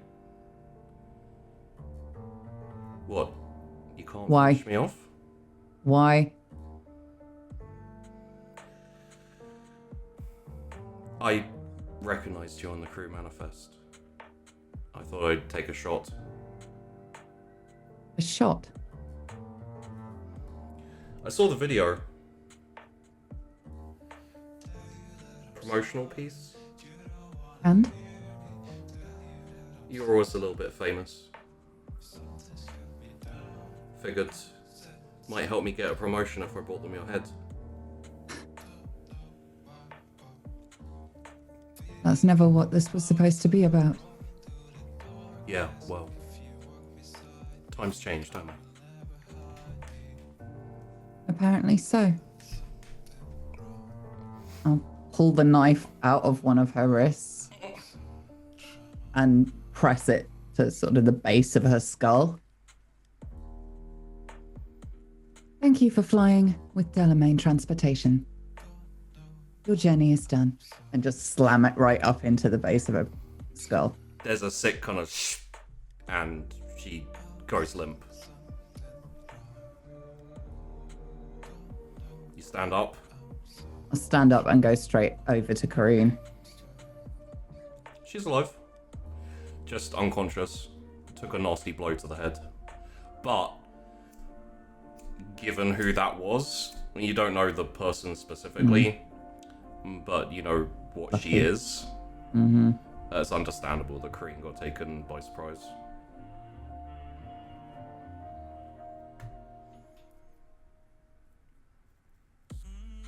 I'm gonna get Kareen sort of settled. Like, she's not going anywhere, so Kareen needs to be looked after. I'll just kind of check her vitals and prop her up. And then walk over to the body and just look at it. And realize that there is no way of disguising this because there's a dead, bloody body pinned to the floor. Yeah, you could shove her in a cabinet or something, maybe. There's a bit of blood. You've got a bruise on your cheek and you've got a slash down your arm. I'll just look down at this body, and you can see my fists just clenching. And I'll let out this scream of frustration and just put my boot into this body's ribs. It, like, shudders.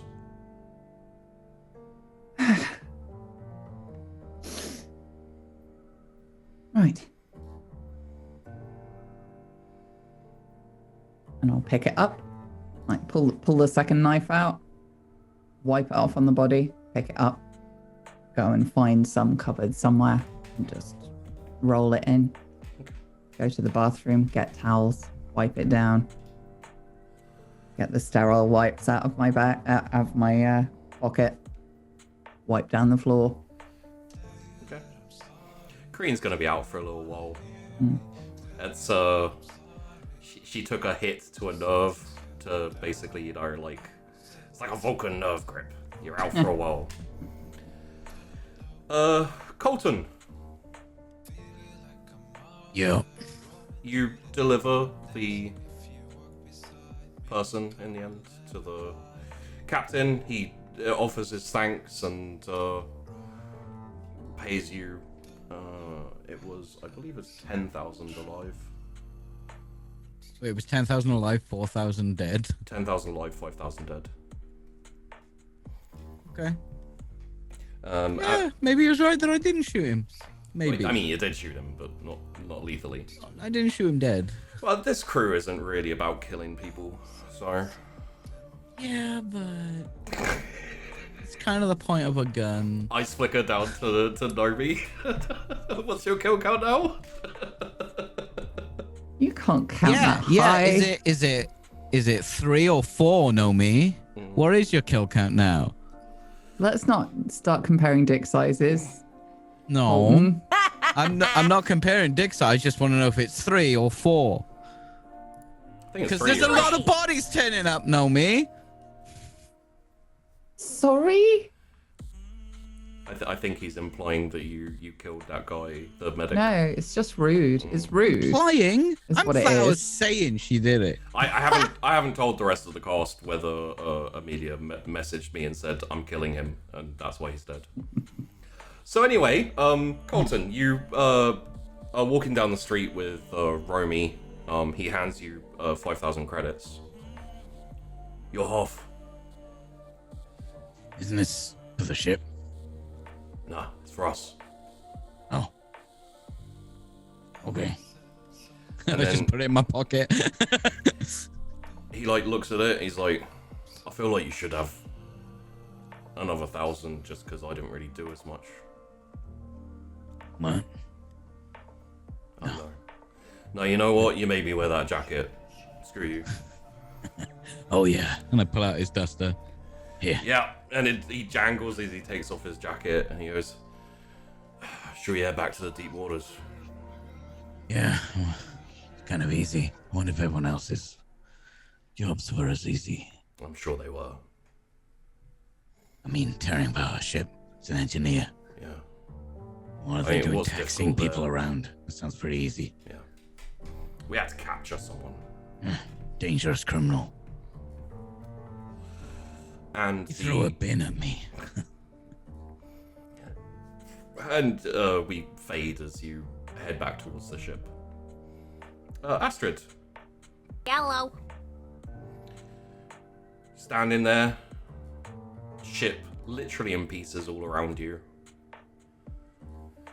That fucking engine's gone, finally. Well, it's not gone, but it's disconnected, and it won't hurt anyone anymore. I'm not going near it. Yeah. I don't want to touch it. No, our job's done now. They'll collect up all this, melt it down, repurpose it, recycle it. Well, you know how it goes. Yeah. Sell pieces. Should we go back and say goodbye to Seren before we leave? Yeah, I do. All right. Kind of walk down. There's the sound of other ships being dealt with, and just kind of industrial sounds as before. Walk into the office. Seren's there. Again, one green eye, one red because it's cybernetic. Like a little burn scar down the side of her hair and face, down to her neck. And she looks up and says, "You done?" Yeah. Definitely. Well, good work. Did you find out what was wrong with it? The electrics. Just faulty wiring? You could say that. Yeah. Some kind of internal power surge. It just kept tripping, and it wasn't rearing through the breakers, so electrics weren't going off and weren't going on when they were supposed to. Oh, okay. Well, I'll put that in the notes, and if it turns out that is if that pans out, then you'll receive your bonus. Wire it to you. Okay. But for now, I believe it was 20,000 credits. Yep. And the captain nods and says, "Yeah. Just wire it through, and Astrid, I'll give you your cut. I set up that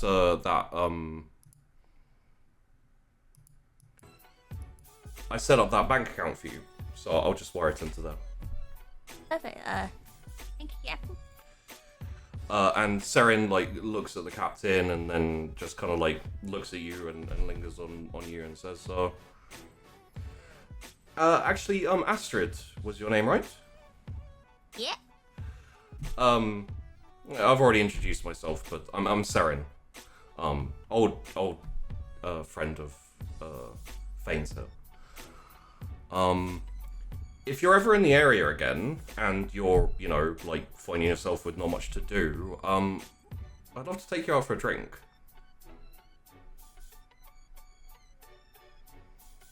And the captain's like, "Oh, whoa. Astrid, be careful with her. She will ask literally anyone out. She even asked me out." And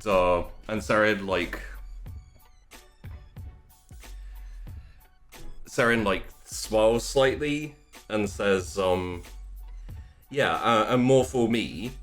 I didn't have a bloody chance, did I? You were madly head over heels in love." Wait, what?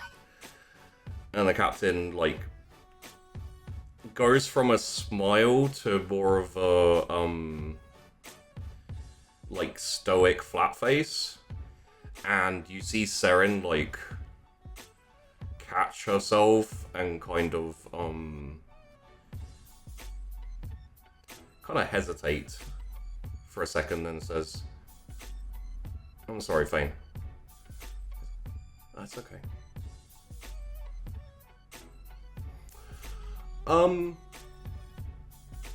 He shakes himself a bit. "Astrid, why don't you head back to the ship? I need to talk through a couple of things with Seren, and I'll catch up with you. And if you do want to go out with a drink with her, she has your number." Yeah.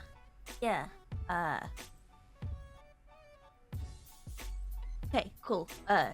Shit. Yeah. Okay, thank you, Captain. Thank you, Aaron. Ash is gonna really awkwardly shuffle. See you soon, hopefully, Astrid. Yes! Sure thing! And you shuffle walk out quickly. Heading down back towards the ship through a few streets and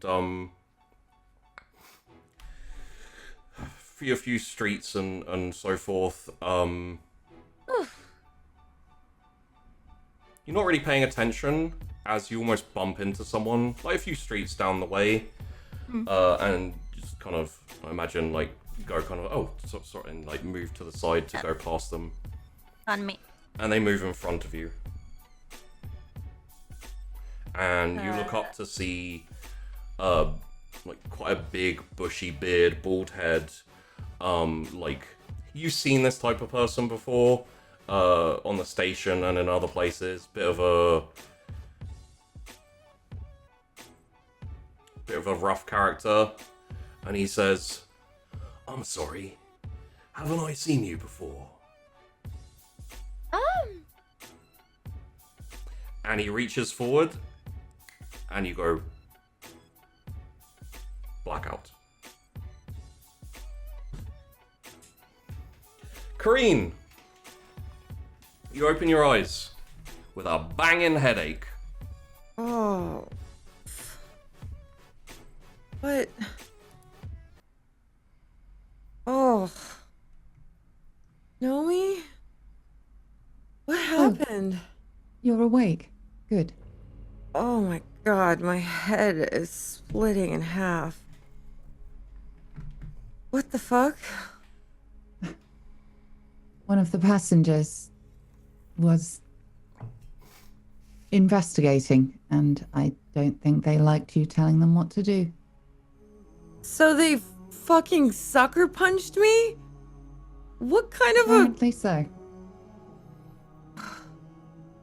It's alright. I kicked them out. Thanks. Oh my god, we have to like report this. What the fuck? I think with a client as large as Cornerstone, probably best not, in the interests of customer service. Customer service to let them knock us out? You've clearly never worked customer service before. Not that kind of customer service. ZX11, come in, ZX11. Are you there, ZX11? Oh god, can you turn that down? Just answer him. Tell him we're here. Tell him whatever you want. Hello? Sorry, pilot is currently indisposed. Oh, not a problem. The shift for you today has ended, so you can return the ship, the shuttle, and sign off. Excellent, thank you. Thank you so much for your good work. You really helped us out today. No problem at all. Out. Out. Fuck, man. Alright, if you don't think we should report them, we won't, but that was very not okay. I don't ever want to have anything to do with those people again. Yes, maybe working transportation is something to be avoided in future. Yeah. Jeez. Okay. Can you help me up? I'll set up an autopilot to get us back. Yes. Fuck. Ugh. Lean down and pull her up. Thanks. Surprisingly strong. So, we're going to skip forward a little bit to everyone being back on the ship, as far as you know. Nomi, you're experienced enough in subterfuge and other things to be able to transfer the body out if you want, or you can leave it there for someone to discover later. Oh no. No, nobody finds out where this person went. Okay. In that case, Kareen, you probably get a very vague vibe of like unleashed tension, or like the thing that was hanging over Nomi has kind of dissipated a little bit. It was the shrimp. It's gone now. There you go. And we cut back later on the ship as Romy is on the intercom and says, "Grub's up. Everyone come and get some." Coming.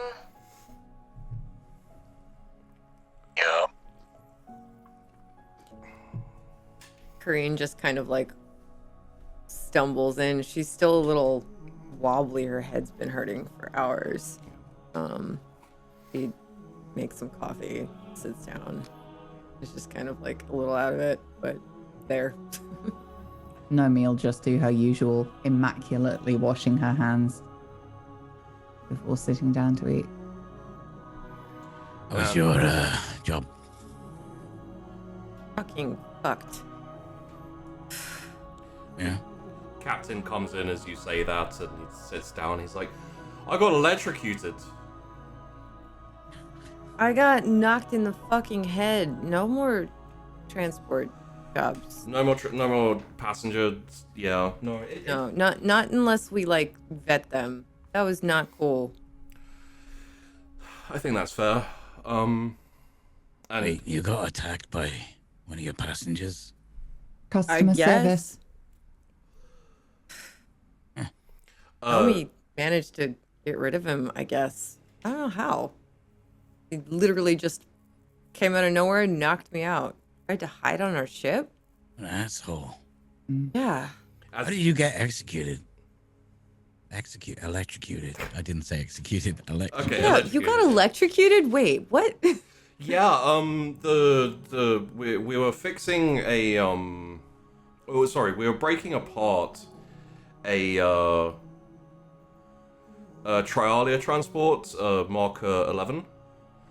And the power just refused to, maybe it contain it like retains some electricity or power or something, because every time we tried to take that engine out, it just kept shocking us. Yeah, you need to ground the loop because it'll keep trying to restart. Astrid, why didn't you ground that? Where is Astrid?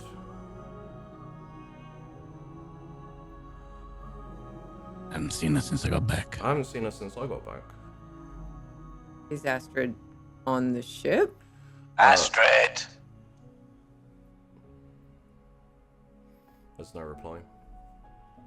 Should we go check the engine room? Oh, she come back with you, Captain. I sent her off ahead. I had to talk to my friend.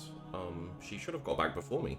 I assumed... Immediately stop eating and go and check the engine room. And Roby like goes over to a bunk, and it's got Astrid written. The R's backwards, but it's got Astrid written on the. Yards back. She's like Winnie the Pooh.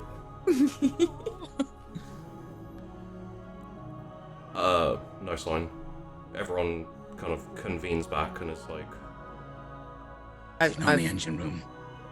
I don't think she's on the ship. Oh my god. Did someone take Astrid? She Or got a knock her radio out? on her. Well, I mean, she may have just got lost. Let's Corinne, can you go down to the cockpit and see if you can radio her? Alright. I'd do that. Okay. Astrid? Come in? As you get into the cockpit and you go onto the console, you see a message unopened directed to Astrid. Huh. Captain? Yep. Everyone? So there's a message for Astrid? I don't know if I should open it. It's for her. I don't think we should open her messages just because we don't know where she is. Yeah, okay. Try and radio her, and we'll decide about that later. Okay. And then I just try to get in touch with her. Hello? Astrid? Is this the ship, the Deep Waters? Yes, who is this? Why are you on Astrid's comms?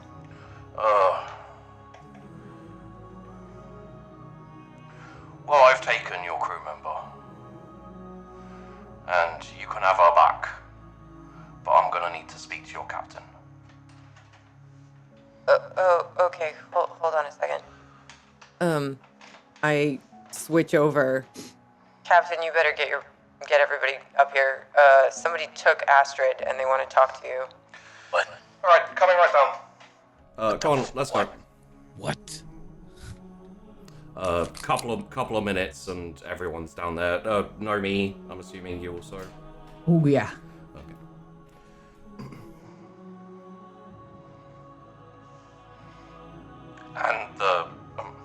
And the captain goes on the comms and says, yes, this is the captain. Comes back over the comms. So, we've nabbed your engineer. It was pretty easy, actually, to be honest. 150,000 credits, and you can have her back. I'm sending you the location for the drop-off. You can bring 2 people with you, but not the warriors. Bring your pilot, and bring that gardener as well with you. You have 3 hours. Bring the money or she's dead. And then the comms cut out. What the fuck? I leave and go to my armory. Do we even have that much money? Just about. Okay. Do you What do know they this want? person? The voice doesn't. I don't recognize the voice. Give me 2 minutes. And I'll vanish off to the garden. Okay.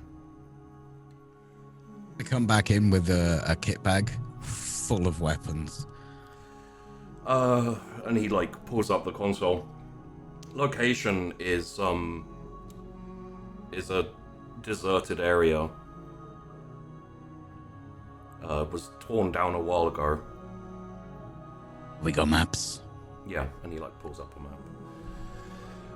If we land a little ways away, Colton, we can have you up in one of the ruins, overlooking the area.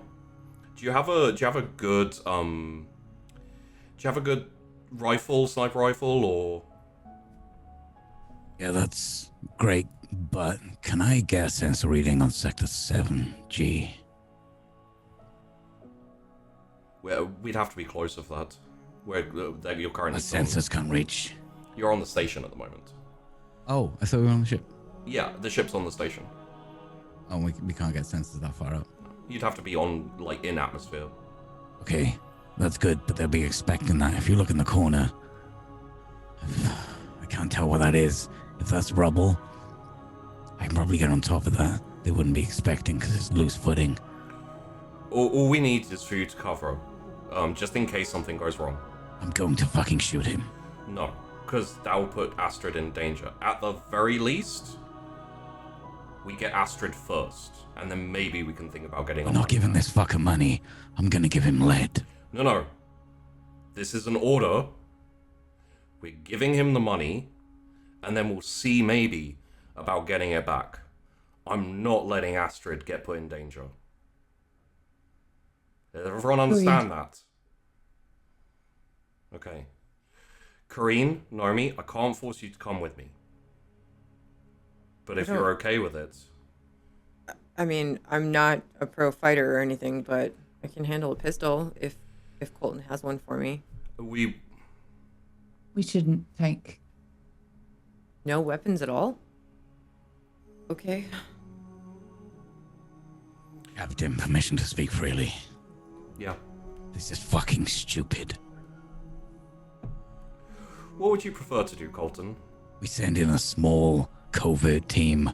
We find them, we take them out before he can even get a chance to set up. We don't have a small covert team. You've got me. That's one person. That's not a team. I can take it. One more person who's quiet. Know me. She's quiet. Nomi's not a Dexterous. fighter. She doesn't need to be a fighter. She just needs to be stealthy. She's our boss. I'm not sending another member of the crew in who isn't combat capable. I'll be fine. Colton's been training me. As has Astrid. Nomi, I appreciate the spirit, but I don't want to take the risk with Astrid's life. They've There's no risk. They've clearly been watching us because they knew exactly who to pick.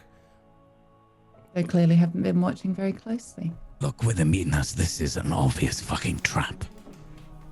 If we give them a chance to set up and go exactly where they want us to go, we're screwed. What's to say they don't take the money and kill us all anyway? We could go, me and the captain and Nomi, and you could, find a spot somewhere to be backup.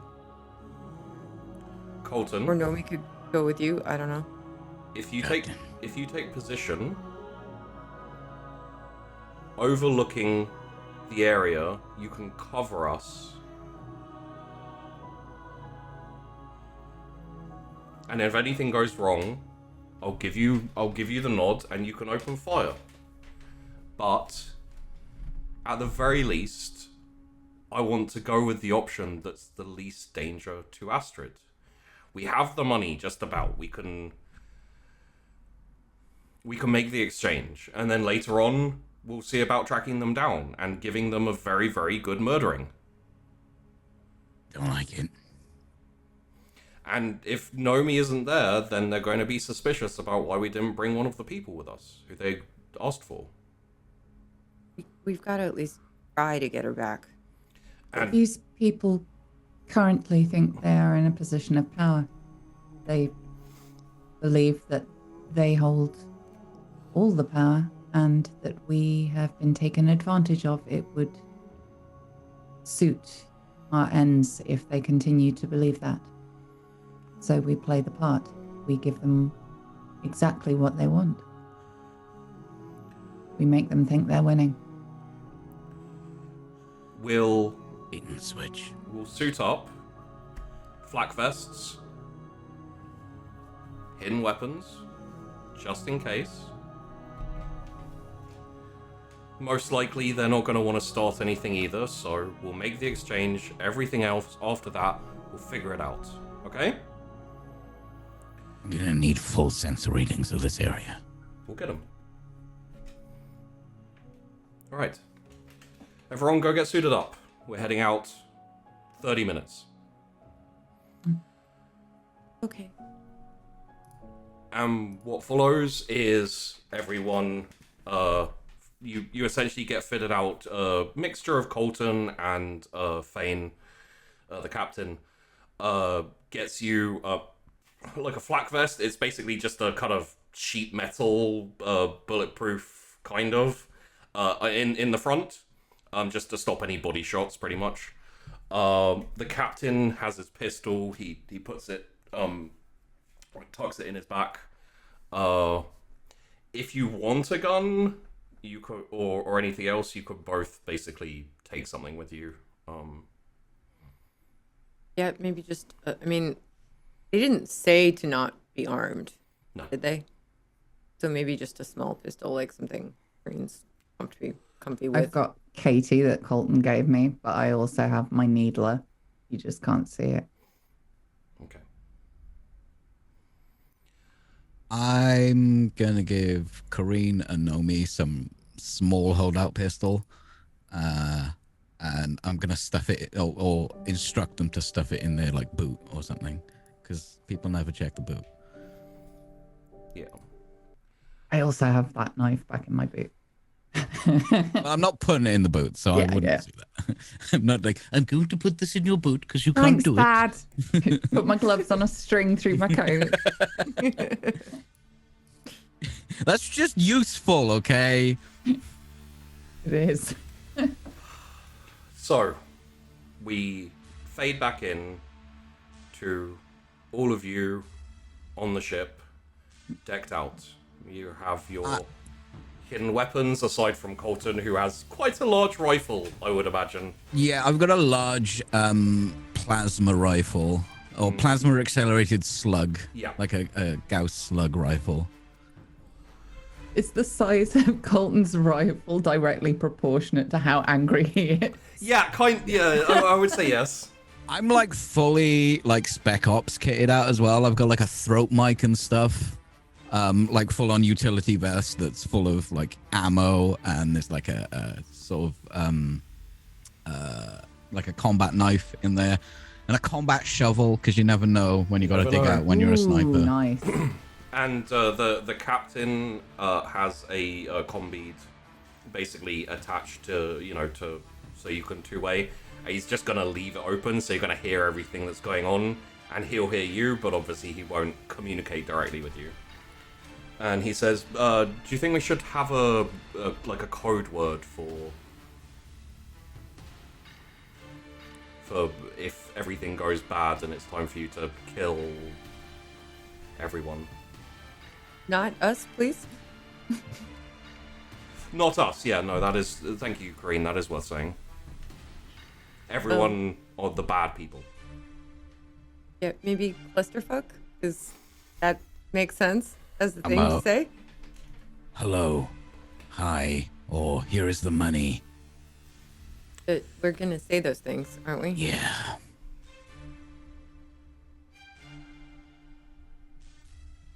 Let's go with ruins. And when I say ruins... Copy. Colton? I can trust you, right? Yes, No sir. opening firing until I say so. Or you're unable to. Yes, if I am killed, feel free to... go rogue. Copy. Kreen? Nomi? Are you good? As good as we can be, I think. Yes. When the shooting starts, hit the floor. Okay. Kreen, take us down, please. Oh, okay. I wander off back to the cockpit and take us down. I'm gonna follow into the cockpit and point out on the map and the sensor scanners and everything that everything's okay. Yeah. And I'm gonna tell her to drop me off somewhere else. Yeah. Well, essentially, you're going to drop down, like, a good ways away, and then they're going to walk to the meeting point so that you can break off and go and step up. Yeah, but I want to come from a completely different angle. Okay. If that's okay. Yeah. So, let us... I just need to see what roles we're going to need here. As a sidebar, while I look, are you enjoying the Ted's music, PG? Yes. Started to turn down a bit because it's been playing a while. This is a PG Pixel 8 song. He made for Charlie Foxtrot. Wait, I made this? Yeah. you made this for Charlie Foxtrot. Did I? It's called. Are you sure? Yeah, it's called Titan on the Battlefield. Oh, okay. I'm not bad, you know, at this music malarkey. Let's go with stealth on a... Seeing as you're, like, landing far away, let's go on a boon.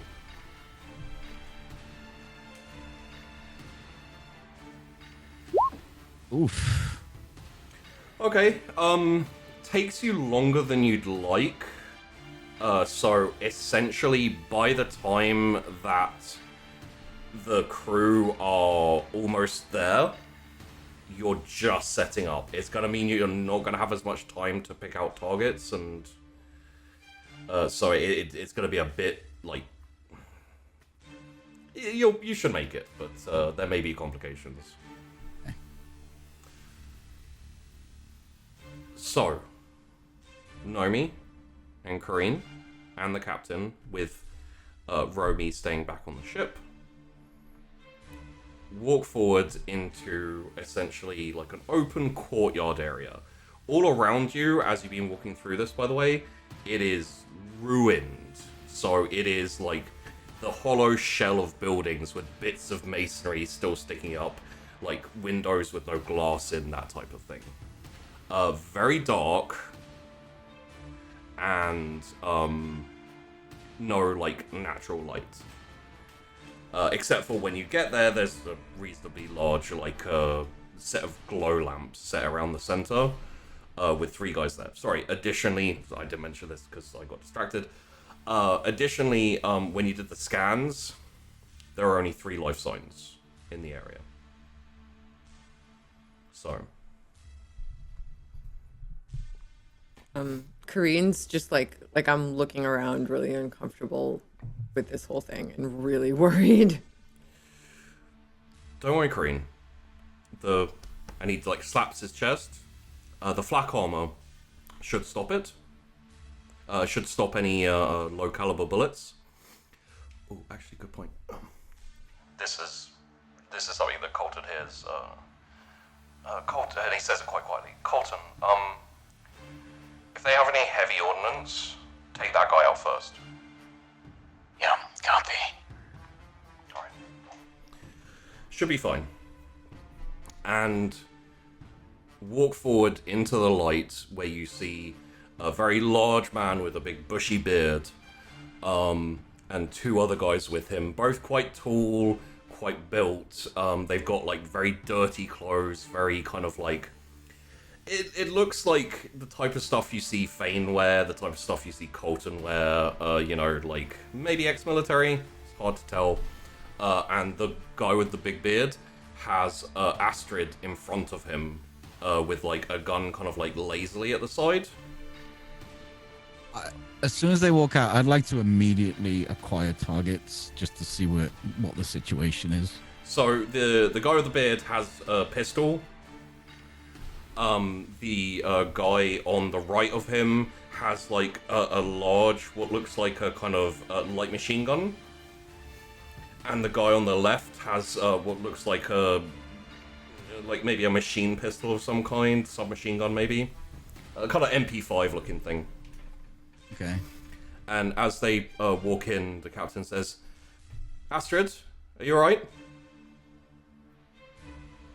Fucking pussies, Captain. Honestly, I'd take them all if I wanted to.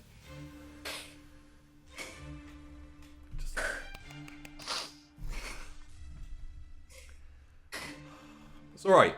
And he brings like a case out. He's like, we brought the money, so we can just do the exchange. We'll get you back to the ship, get you fixed up. It's been a hell of a day, hasn't it? Yeah. And he looks at the guy behind you and says, okay, we got the money. And the big guy like shakes his head, like smiling slightly, and says, deal's changed. And he points at Kareen. Prisoner exchange. You give us her, we give you her. What the fuck? That doesn't make any sense. You could absolutely get fucked! I want to elbow him right up into... I assume he's taller than me. I want to elbow him right up into the jaw. Okay. Let's have a look here. That will be... a melee, please. Mm-hmm. Any more? Any? Yeah, but what if I shot him the second she elbows him? And he just drops. Well, what if? Any Just boon or bane? as is. Oh. Tempted to go Bane because you've had a rough time of it. Yeah, the elbow like comes and catches him across the jaw, like stumbles him very slightly, but he like maintains his grip on your shoulder and crashes down. You hear like a kind of grinding crunch in your shoulder, and he's like, yeah, we've had a lot of that. We may take the money as well if you're not careful. So, and he moves his jaw and you can hear like a click. So, Sheepy, something just occurs to me while this is going on. They only scan 3 life signs. Yeah. But if we thought to bring a sniper, they might. You want to have a recce? Yeah. Where would be... Because obviously I'm in a good position for a sniper nest. Where would be the next best position? There's a few positions. Roll me a recon and you can do a quick... Can I roll you a tactical? Yeah, roll me a tactical to like basically inform the recon. Okay, so tactical, and then a recon. Yeah, recon with a boon.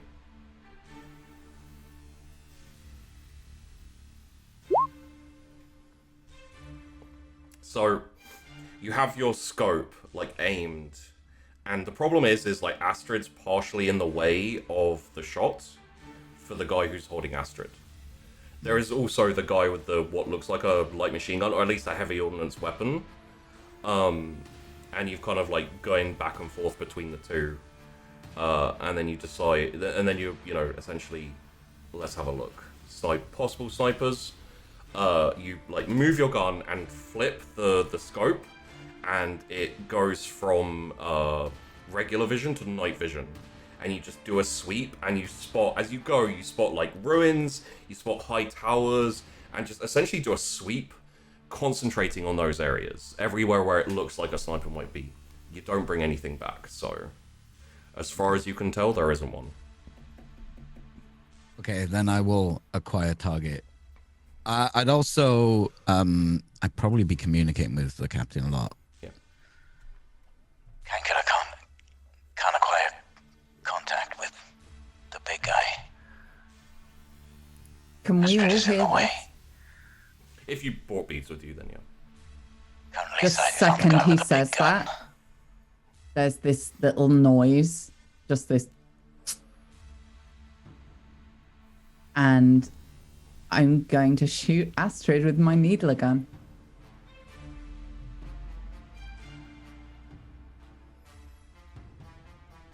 Okay. What does it do? It's a hypodermic needle. It is, it's loaded with a paste that I've made from the serif leaves that we picked up. Oh, okay. Yeah. It's basically going to put her in a coma like that for 3 days. But it's Okay. going to get her out of the shot. Well, what I will tell you, and you will know this, is you can still take the shot. He has his like grip on Astrid, and he's a lot bigger than her. She'll go limp, but he will still be holding her. So she's not gonna get out of the shot. Ooh. That would be enough for a sniper, surely. Who hired you?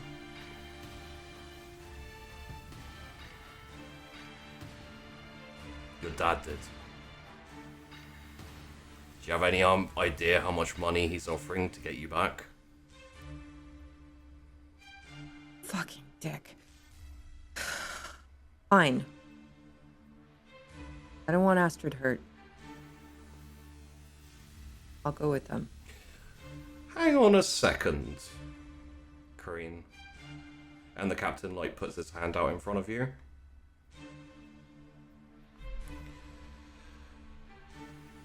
We have 150,000 credits for you. Surely that's enough to pay you off to get Astrid back and just to forget all of this? And the big guy laughs slightly again.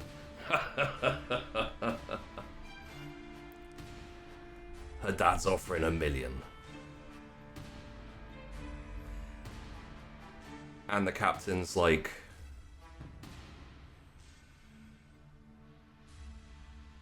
looks at Kareen for a second in kind of like a I'm sorry kind of like vibe.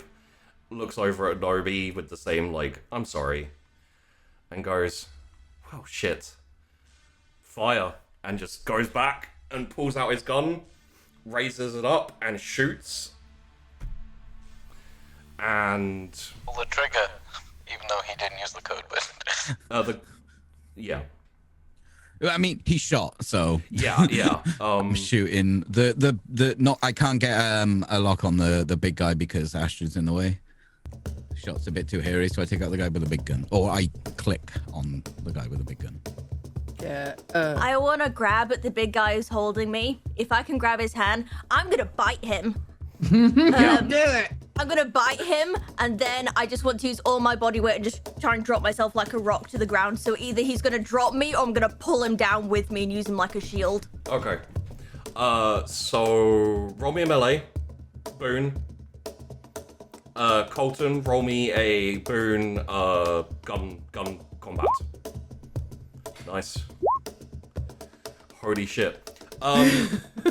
The Kurina Nomi, you see as the captain opens fire, you hear an echoed shot at the same time as the big guy, Astrid bites into his hand and lifts her leg up, and he kind of tumbles forward slightly. The shot from the captain takes him in the shoulder and then like pitches him backwards from the weight of it, and he completely loses grip of Astrid totally as he falls backwards onto his back. The other guy with the big gun, just head explodes. That's the best thing I could describe it as. Like, it just everywhere. Like, 1 second he's standing there and he's like, you know, reacting, and then his head's gone. It's just a like stump about here. Colton was pretty angry. It was quite a high caliber weapon. Nobody takes my crew. Before anything else happens, would Kareen or Nomi like to react at all? So who have we got left standing? The one guy on the right of you. How far away? A quick sprint.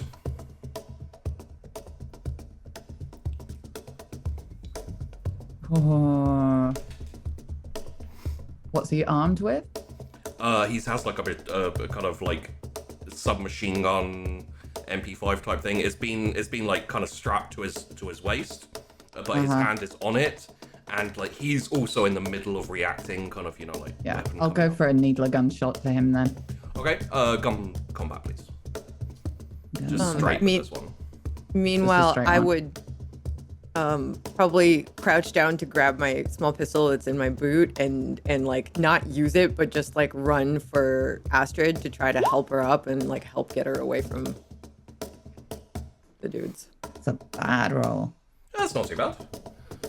Yeah, your shot from the needler, essentially, like, it doesn't hit anywhere vital. It just kind of like hits him in the shoulder, and like as he's bringing his gun up, you just kind of stand there as Kareen's running forward, as the captain like starts striding forward towards Astrid as well.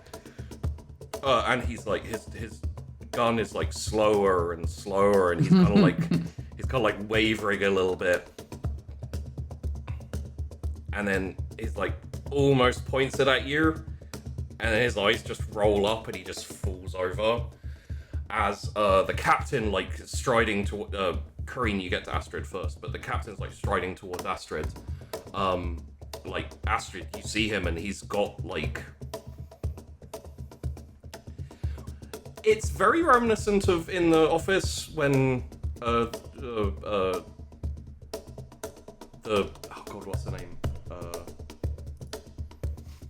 Saren said about he was a nov and everything. Like, there's not much emotion, but you can like feel the like suppressed anger, rage. And he walks, as Kareen gets to you and kind of like checks on you, sees you're okay, he walks straight past you, raising his gun, going towards the other mercenary guy who's like, he's on the floor, he's got a bullet hole in his shoulder, and he's just reached for and grabbed his gun that was on the floor. As the captain gets there, puts his foot on the guy's wrist to stop him moving the gun, and click. No! And he like looks back at you. Not worth it.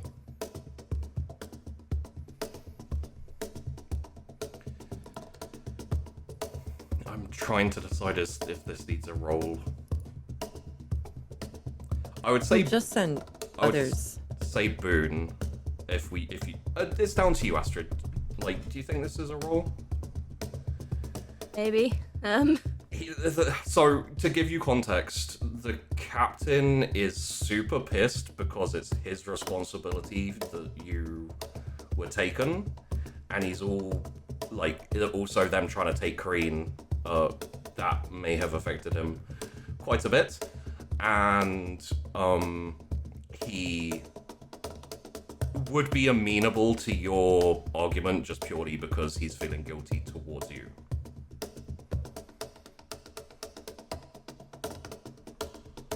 He's not worth it. And also, I believe one of them partially intact. Then he can tell Kareen's dad himself to fuck off. He closes his eyes for a second, takes his finger off the trigger, pulls the gun up, reaches down, kind of rips the gun out of the mercenary bounty hunter's hand.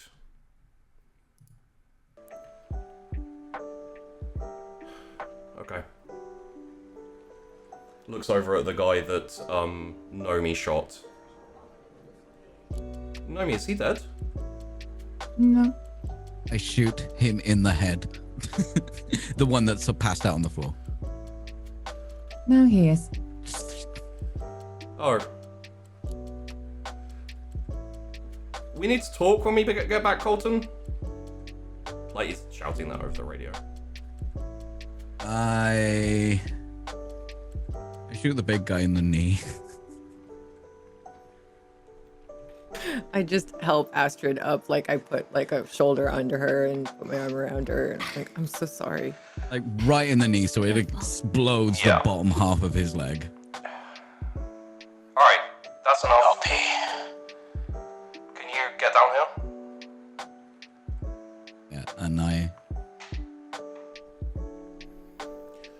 The captain, holsters his gun and holsters, essentially, puts the other gun away and walks over to Astrid and, puts his hand on Kareen's shoulder and says, I got this. Okay. And he looks at Astrid's face, like the bruise and the cut lip, and I still think that the ship did more damage, to be honest.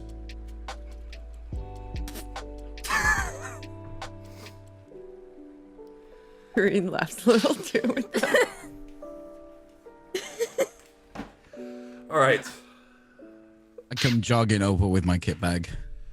Gun, big gun, strapped on my back. Good shots.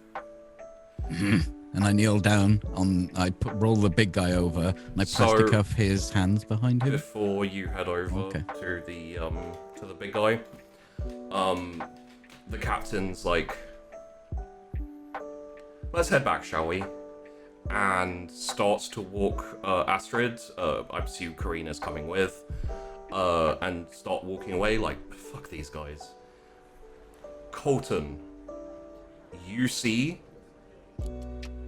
the mercenary move his arm up like that. I shoot him. No, fucking straight out of this, just bang. Yeah. Right in between the eyes. Yeah. As deadly and accurate as my sniper shots, because I'm so much closer. The hidden pistol that's strapped to his arm comes into his palm, aimed at Astrid. The captain sees Colton's reaction. Colton, as your hand comes straight up instantly, squeezes the trigger, bang. The captain jumps on top of Astrid in the same moment as you hear a dual report of two pistols going off. Astrid, your head gets hit as you hit the floor. The captain's head basically smacks against your head and it hurts. Kareen, you're also knocked to the ground in this whole kerfuffle thing. You probably scrape yourself a little bit, but Yeah, I don't even care. I'm just like, what the fuck is happening? The captain kind of groaning rolls off Astrid and lying on the back lying on his back, kind of semi-conscious. The bullet's gone straight through his head. He's dead. Yep. okay? Think so? That's your weapon. Whose hands are bad? Huh? I shoot him another 3 times in the face. Astrid, you alright? Fine.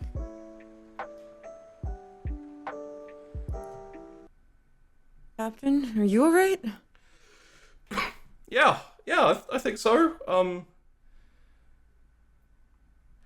we get out of here, Yeah, please? can someone help me up? Yeah.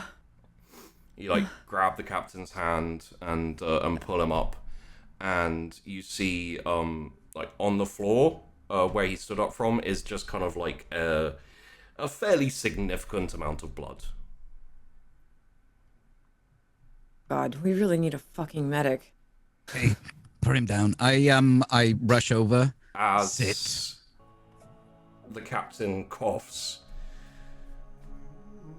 falls to his knees. Actually, I think I'm hit. And then, like, falls onto his side. Oh my god. Fuck. And then I'm rolls like- back onto his back. Oh, shit. Hit where? In my back. I'll move over to him, Green pull collar aside ship. whatever clothing's there, like just strip it back. I need to see what's going on. If I have some kind of chip-connected device, I'll call it to come get us, basically, on autopilot, and I'm just, like, helping. You can Romy ask, Romy to... there's nowhere to land here is the problem. I think we have to get him at least a little bit away from here. Nomi, I believe you wanted to look at his back and like roll him over, look at his.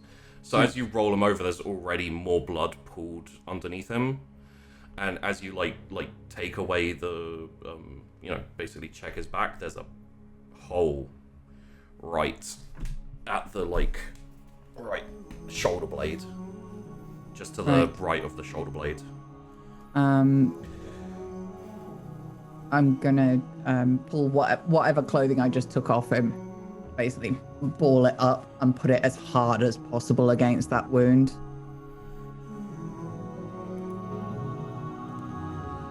I need a belt or some fabric, something now. Here you go. And I'm gonna bind that to him as tightly as possible. I thought you'd seen some form of combat. I have. Then stop making stupid noises.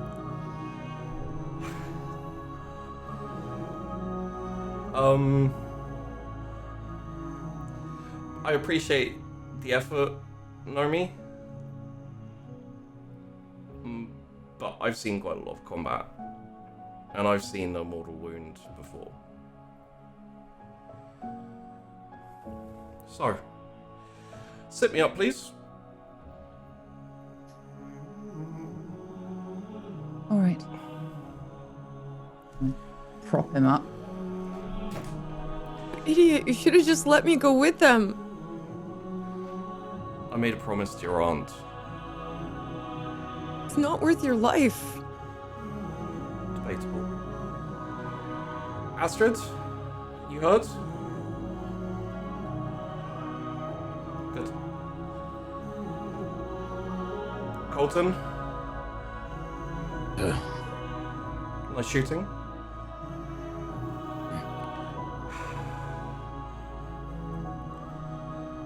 So, can you put a bit more pressure, please, Nomi? I just Yes. need a little more time. Hmm. Under my bunk, there's a case. Passcode Celestia. A lot of the information you need will be there. And, like, he looks directly at you, Corinne. Don't judge her too harshly. We were only doing what we thought was right. How can it be right that you're fucking dying? And he like looks at you, Creed, and then at the rest of you, and kind of like, maybe for the first time, like smiles fairly genuinely. And like he kind of tilts his head to the side slightly and says, I've been wanting to die for 10 years. I think this is probably the first time I really don't want to go.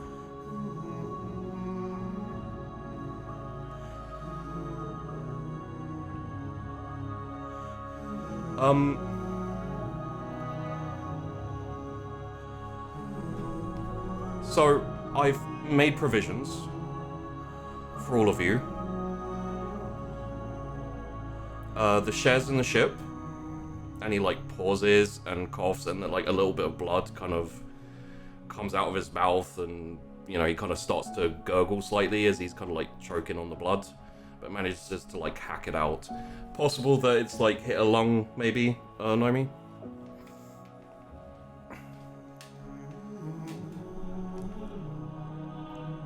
You're all going to get equal shares in the ship. It's all of your homes now. One share left over to decide who's in charge, and you'll decide that equally, okay?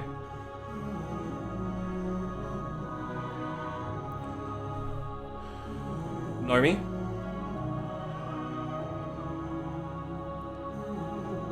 Never really got you. But that's fine. I always appreciated having you on my ship. Colton? Sir.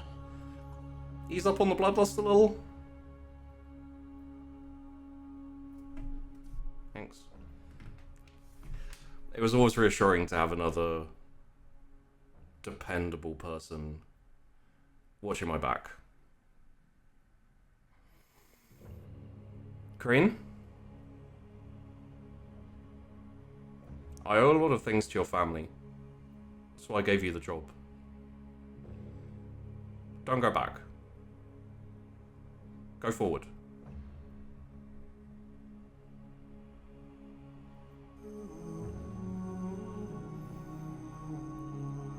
Astrid? Look after Romy. It's kind of delicate.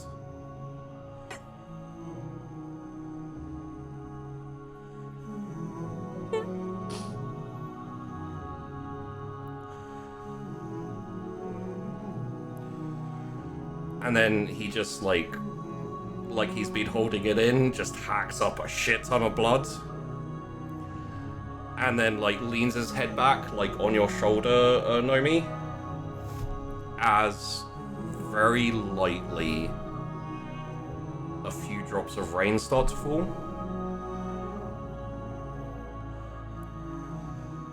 Oh yeah. Nomi. Yes. Probably best you bury me in space. Like the medic. As you wish. Once you open the case, take me there and set me loose into the darkness.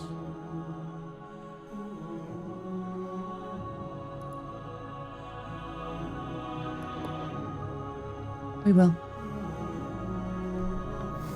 And then he closes his eyes and slowly lets out a last breath as he passes away.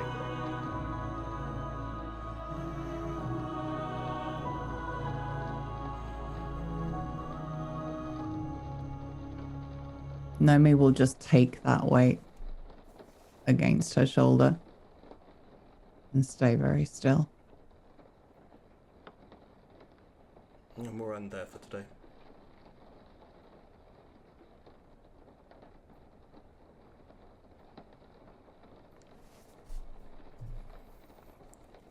I think I speak for everyone when I say, bro, what the fuck? Jesus fucking Christ! Oh my god.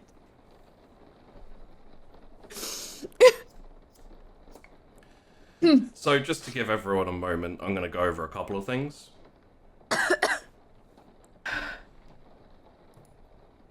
The name of the bar was Coda, which is it's a musical term for the tail end of a piece of music to indicate the end of a section. Just a little bit of a nod to what was going to happen.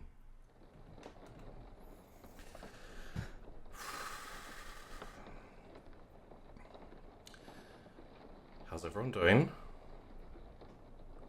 How angry with me are you? How big's your gun Oh no, today, we're fine, Colton? Sheepy. We'll just have a little conversation later, okay? That's a joke. You need to cock your gun. Yeah, if it was a joke, I would, wouldn't I?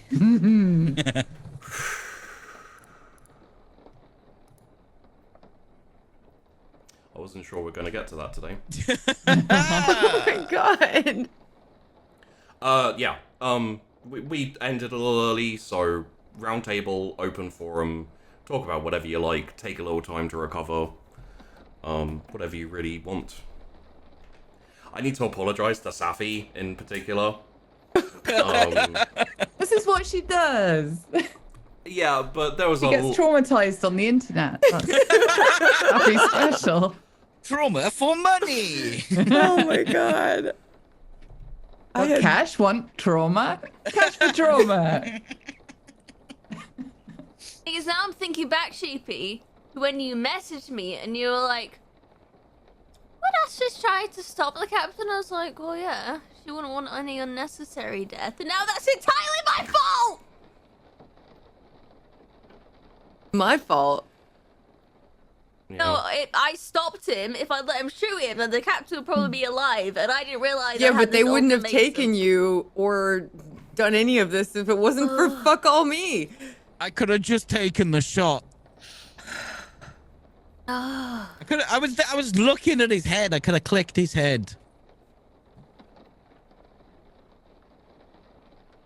I had very different expectations for this. I'm sorry I nearly shot you, Astrid. I thought that would have been funnier. Although, I will say, at the start of the call, Sheepy was like, "It's just gonna be it's gonna be a quiet, no big deal episode." I should have fucking known. I said for you, for Corrine. Yeah, I'm thinking back to a couple of days ago where Sheepy asked me some weird question. I'm like, yeah, what? Okay, that's weird. That's a weird question. You didn't answer it. That's a weird question.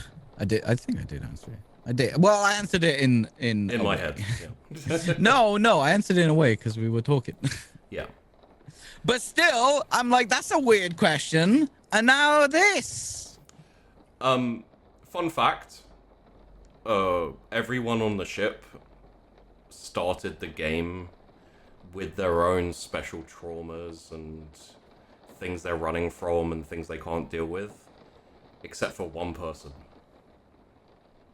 And that was Astrid. Sheepy's You like, know, "Can't not I have jumping up. Let me fuck you up some more. So now you're really part of the crew. You think this is a fun time? They're gonna have some fun role play. Time for trauma. It's not the friends, it's the trauma we make along the way. Your friends are the trauma you make along the way. Well, not the captain, because he's dead. Symptoms of the trauma. Do you remember when you and the captain were talking in the snack shop about a home and a place to, like, settle down? Yeah. Part of the after you had that talk and he set up the he set up the bank account for you essentially. He realized like everyone on the crew really doesn't have anywhere to go, and that's when he changed his will. Aww. So it's essentially you all own an equal part share in the ship. There's one spare share which is voted by all members of the crew to be assigned, which basically gives ownership of the ship and essentially lets someone call the shots. Obviously, you don't need to think about that now, like who you're gonna vote for or whatever. But I have a request. yes, Can we stop the depressing death ring? Something a little bit lighter on. sure. I always found rain so soothing. You've ruined rain. Until trauma. How about this?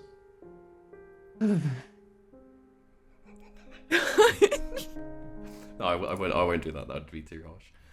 Let's go with the I theme. won't do that, he said, after just doing it. Yeah, like there was a lot of, sorry, my voice broke a little bit there. We had a lot of good today. Ignoring the end.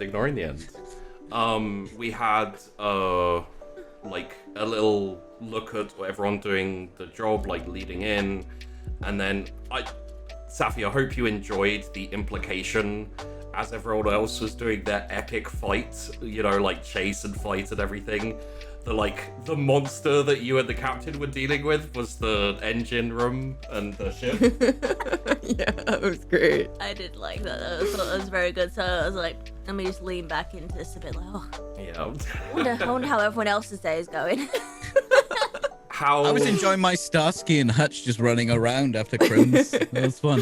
How did you guys... I like that I got knocked off in the first 5 seconds. It was perfect. I was really debating whether to turn it into a roll to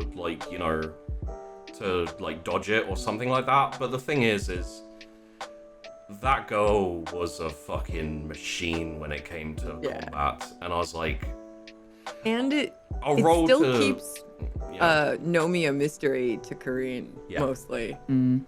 Like, she already admires her, and some, like, she knows that somehow she was able to deal with that. And so she admires her a little bit more and thinks she's strong, but like she has no fucking clue. I love that I was able to play it off as just like, oh yeah, I've just got a background in customer service. Yeah. Customer service is shit. You get beaten up all the time. I have the Where's the feeling lie? for how Nomi's gone through the series so far, I have the feeling like half the chat is gonna be like, yeah, the captain died. That's sad. But seriously, what the fuck is up with Nomi? Is she a robot? Is she a robot assassin? I really am interested to know what I saw through the sniper lens when the guy just calmly passed out. Well, you saw Nomi aim a gun of some kind, and hit him with it, and then he passed out. Yeah, but he didn't get shot by a gun. No, it's a special gun that you don't know about. Yeah. Show me. That's a little bit interesting to call. I'll show you mine if you've shown me yours. Yeah, I he guess. can never stop showing you his, to be honest. Like, check out this one.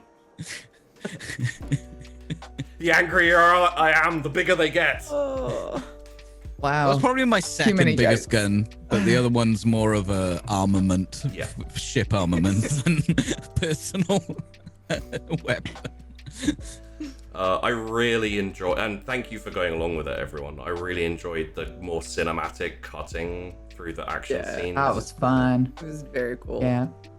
I was just having trouble, especially when my parts of it were in such close quarters, like visualizing exactly what was going on. Maybe I should stop worrying quite so much about that and just do cool shit. But that's what I was doing. In those type of narrative, like cinematic ones, I always go to things like, John Wick, any Tom Cruise film. You get those really cool scenes in like enclosed areas where it's just like cut. Yeah. And like it's again, there's some instances where I think rolling is very appropriate. Had Colton roll for the shot and, a few other things. But there are times when it gets in the way of the visual of it, because you have to pause to roll and see how things go. And I love that really smooth cutting and back and forth and just kind of like descriptive combat where, you slice her leg, she brings like a scorpion kick, hits you in the flat of the head, and you stumble back. And I love the contrast between the fight that we had in the alley episodes and episodes back, and then fighting against somebody competent, and I could feel Nomi in my head, just like, Yeah. this one can play. When she spoke through the door, I saw your eyes go like, ooh. Oh fuck! I'm gonna have to kill again. Again. Yeah, how many times is that now, Nomi?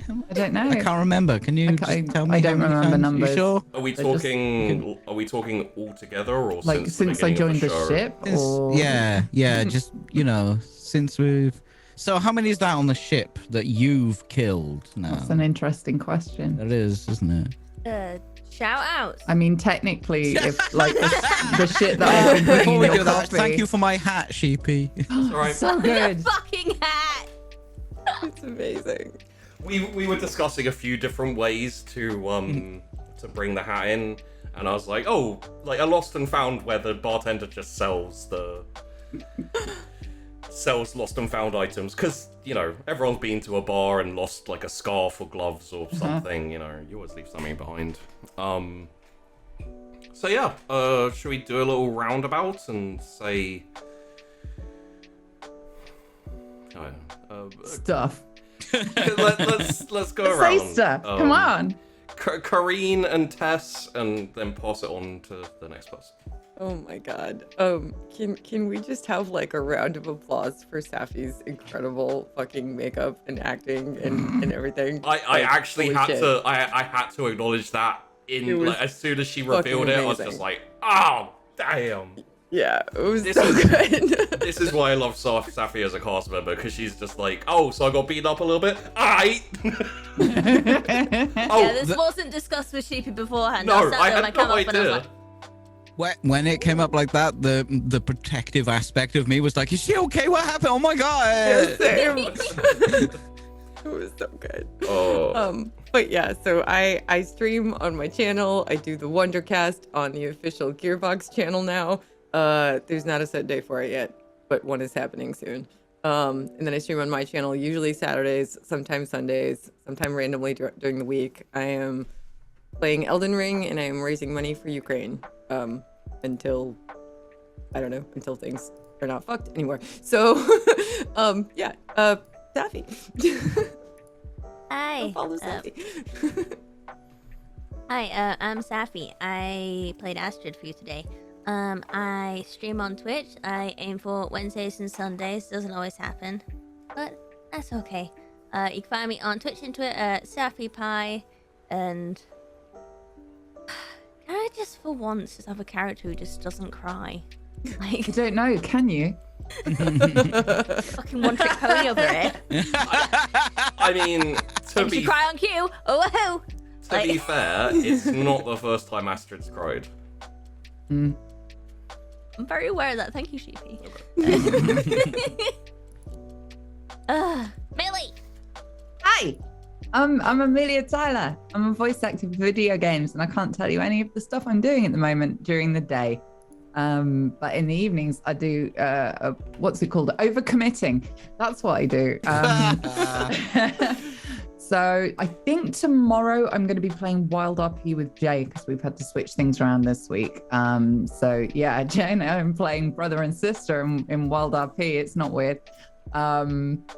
Thursday, I'm over on Follow Black Hats doing our Game of Thrones game After the Fire, which is a lot of fun. Friday is the start of Vampire the Masquerade. What's the show name, Safi? To the grave.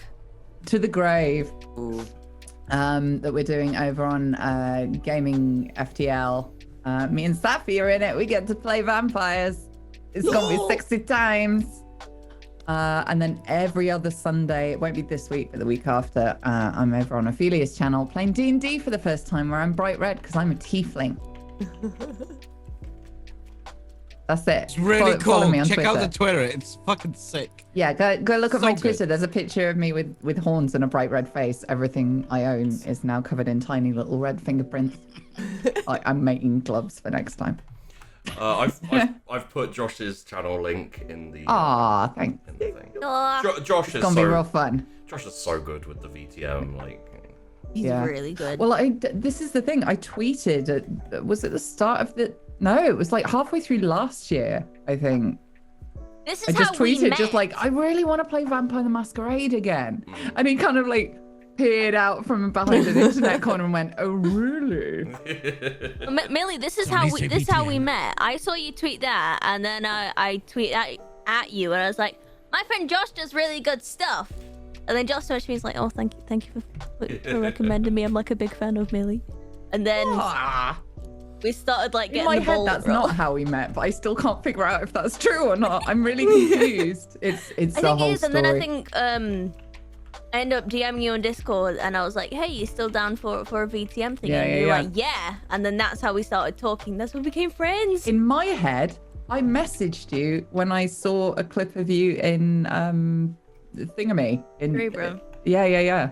But we I'm could never. sure I we- saw a clip of that and messaged you and was like, "You're fucking great. Well done." But maybe that didn't happen because we've been looking we back can't through our find it. receipts We've and tried we're like, looking. We "This can't didn't- find I've where got that no-" message went. It was a Yeah. mystery friendship that just had to happen. It was supposed to however happen. it happened. Yeah. And now we get to be vampires together, which is going to be a lot of fun. So I've got another wig to deal Did with. you say what time it was going to be? 8 p.m. UK.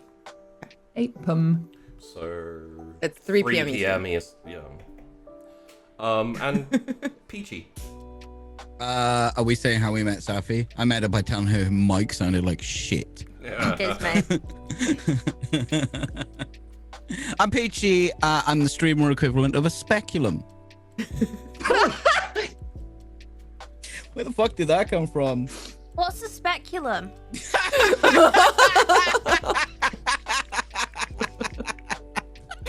We love you. I'll tell you when you're older. Thursday, Friday, Saturday, and Sunday, and then Monday here. This Friday, me and Jay are gonna try out the Division 2, and he's Oh, very God. excited about it. I had to buy this fucking game because Jay's like, and he was so excited. I'm like, okay, let's do the Division 2. So if you want to see Jay get really excited, Friday. I think 6 he wants to go and start that. I don't know. He changed his mind. It's Thursday, then it's Friday, and then it's fucking next month, and I have no idea. But it's definitely Try this living Friday. with him, please. No, I Please. Just can't. Google what speculum is. The only problem is, Working I'm medicine. sorry. What's going on? I'm sorry. and you're a woman. Not like that. No, you're not a woman Not like like that. that. No, I don't do medicine. Not like that. That's not Oh, I what see. do. Okay. Not vagina medicine. No.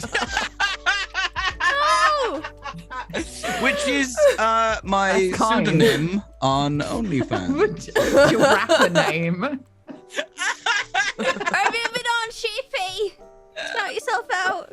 Hello everyone, I'm Sheepdog. I run the Wandering Inn, and I'm the streamer equivalent of vagina medicine.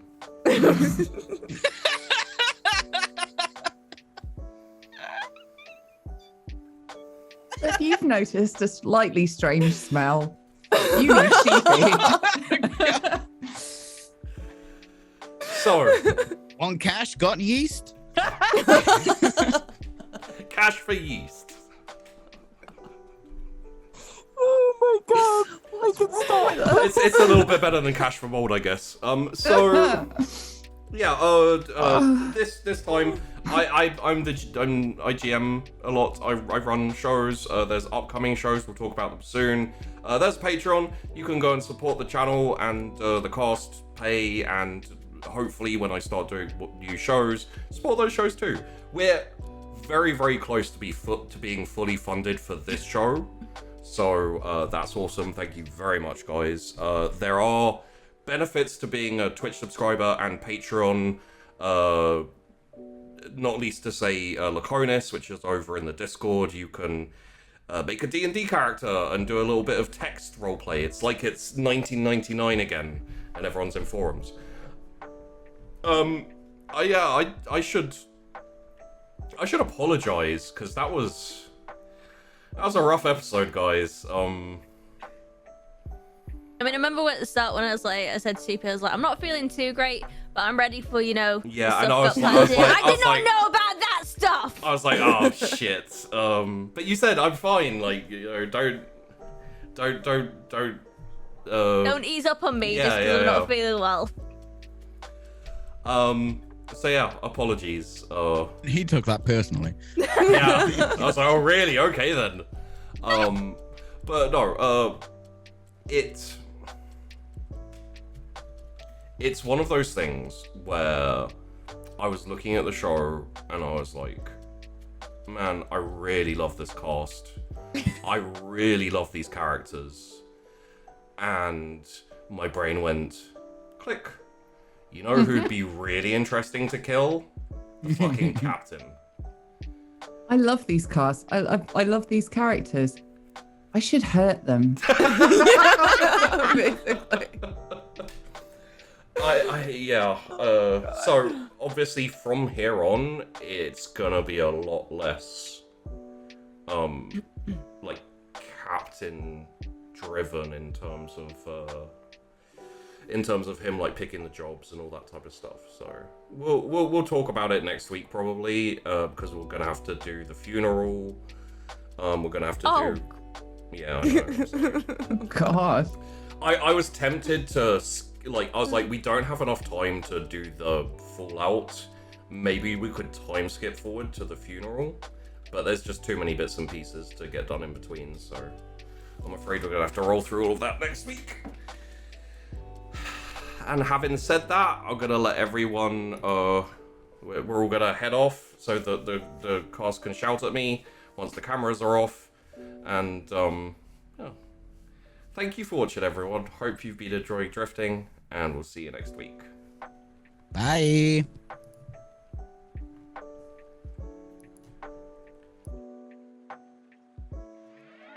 Where do I move in this world? Could you please tell me what the hell I'm doing for it? Bring me to my knees. I'm so stupid. Would you tell me honestly if I wasn't meant to be what I see when I dream? Where do I move in this world? Could you please tell me what the hell I'm doing for it? Bring me to my knees. I'm so stupid. Would you tell me honestly if I wasn't meant to be what I see when I dream? It's a big, big world out there. Plenty possibilities. All of them is killing me soft. I want the real me figured out right here, right now. Is this lifestyle the right style for me? Only with time will I see. But by then it'll be too late. Looking in the mirror at a stranger's face. If I wasn't right, would you tell me straight? Or would you let me? Where do I move in this world? Could you please tell me what the hell I'm doing for it? Bring me to my knees. I'm so stupid. Would you tell me honestly if I wasn't meant to be what I see when I dream? Where do I move in this world? Could you please tell me what the hell I'm doing for it? Bring me to my knees. I'm so stupid. Would you tell me honestly if I wasn't meant to be what I see when I dream? I want something great instead of all dismay, but I can't find my way. I fall on my face, I flatline my faith. I want all escape, let's throw it all away. Just like the thoughts I trade for a couple of bucks in this big bucket of love. I'm steady throwing my up, hoping for that 1 in 100. But fuck stressing the numbers. Pop this deck in your summer and see the inner of my head declog like a plunge. Y'all be akin to my feces. Your best bet be the Bee Gees. The way you think living's staying alive. I got my head and my smile, but don't know where I'll fly. I'm just spreading my wings, I'm fine with taking my time. I used to rush it all out, I'm trying to slow it all down. Take my feet and lose ground, give them somewhere to hang. I always want it right now, trying to slow it all down. Take my mind and lose ground, watch it floating away. Yeah.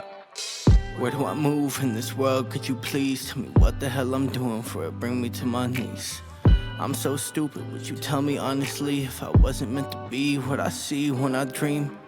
Where do I move in this world? Could you please tell me what the hell I'm doing for it? Bring me to my knees. I'm so stupid, would you tell me honestly if I wasn't meant to be what I see when I dream?